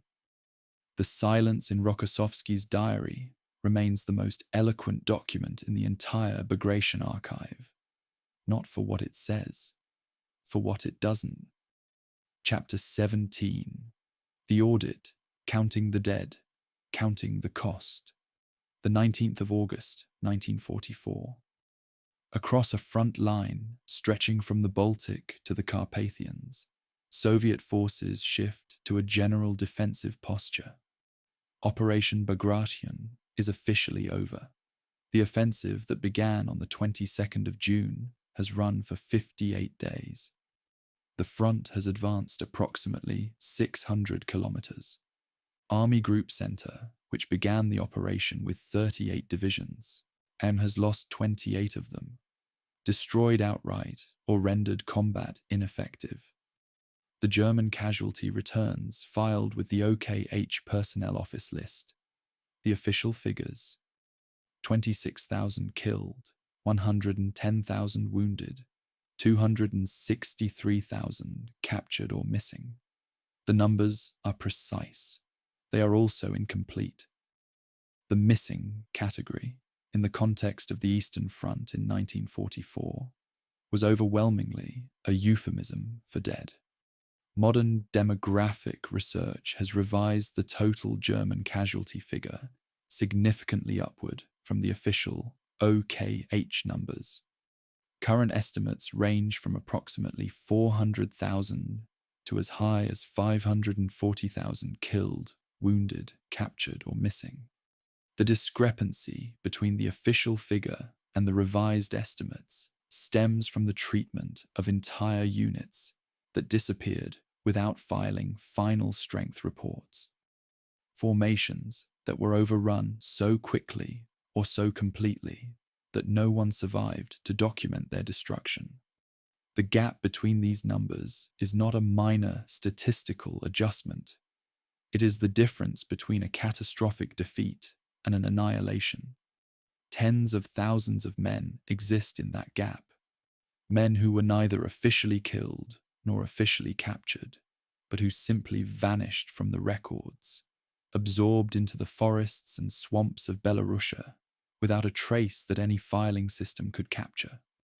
The Soviet losses were staggering by any standard, and they complicate any narrative that frames Bagration purely as a triumph. Soviet casualties totaled approximately 765,000, 178,000 killed, missing, or captured, and 587,000 wounded. These are enormous numbers for a victorious army. They exceed the total casualties of many Soviet defeats earlier in the war. The Red Army that destroyed Army Group Center paid for the destruction with a river of its own blood, and the willingness to accept that cost, the institutional and political capacity to sustain an offensive that consumed 750,000 men in under 2 months, tells you something about the Soviet system that the military narrative alone cannot convey. A comparative analysis between Bagration and Operation Overlord, the Normandy invasion and the subsequent campaign in France, which overlapped almost precisely in time, reveals a disparity that the Anglophone world has never fully absorbed. Frontage, Bagration, approximately 1,000 kilometers. Overlord, approximately 100. German divisions destroyed. Bagration, 28. Overlord through the end of August, approximately 7 to 10. German casualties. Bagration, 300,000 to 540,000. Overlord through August, approximately 240,000. Depth of advance. Bagration, 600 kilometers. Overlord, approximately 300. By every measurable metric, Bagration was the larger operation. It receives, in English-language popular history, perhaps 1/10 the attention. The reasons for this disparity are many. Language barriers, Cold War politics, the Anglophone world's natural focus on its own operations. But the disparity itself is a fact that any honest accounting must acknowledge. The territorial results of Bagration were immense and irreversible. All of Belarus was liberated. Significant portions of the Baltic states were recaptured. Eastern Poland was occupied.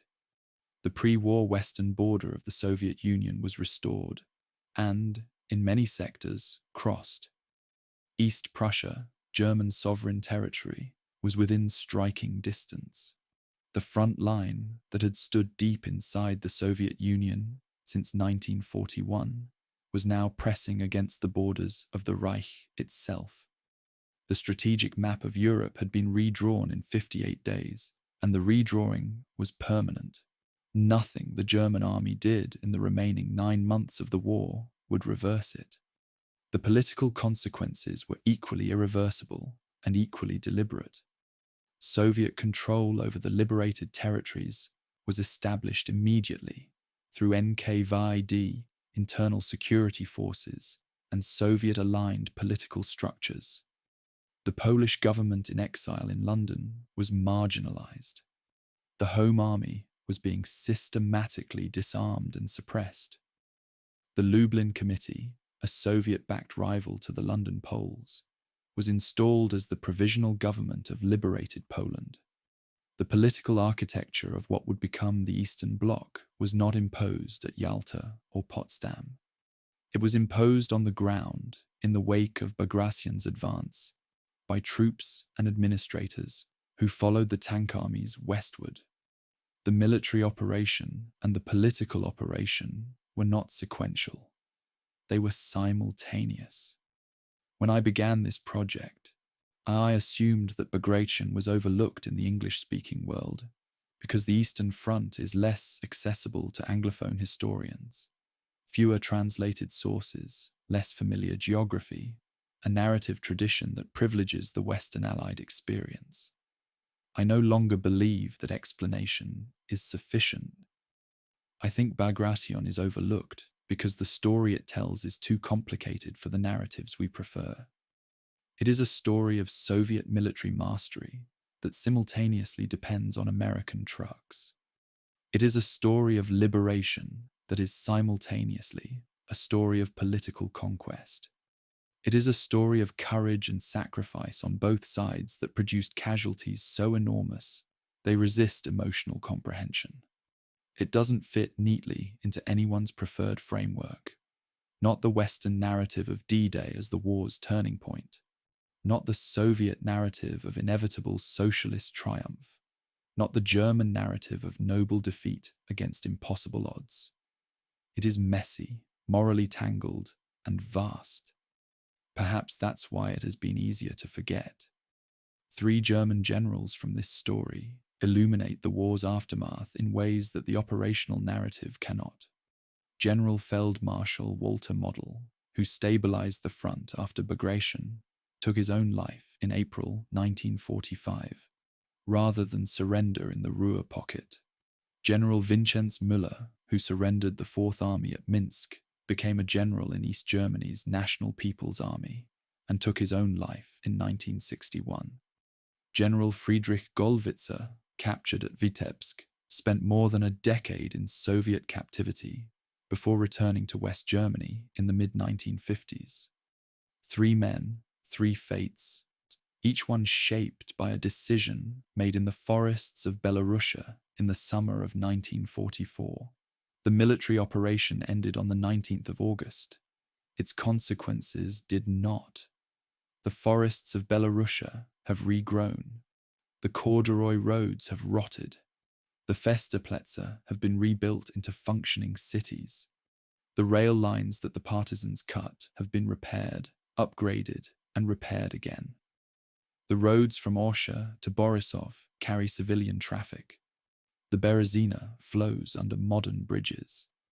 Minsk is a city of nearly 2 million people, and there is nothing in its skyline to tell you that 100,000 men were once trapped in the forests to its east. The physical landscape has healed, but the archives remain open, and the questions they contain about intelligence failures and doctrinal obstinacy, about logistical miracles and political betrayals, about what it costs to destroy an army and what it means to liberate a country that didn't ask to be liberated by you. Those questions have not healed. They are still open. They will remain open.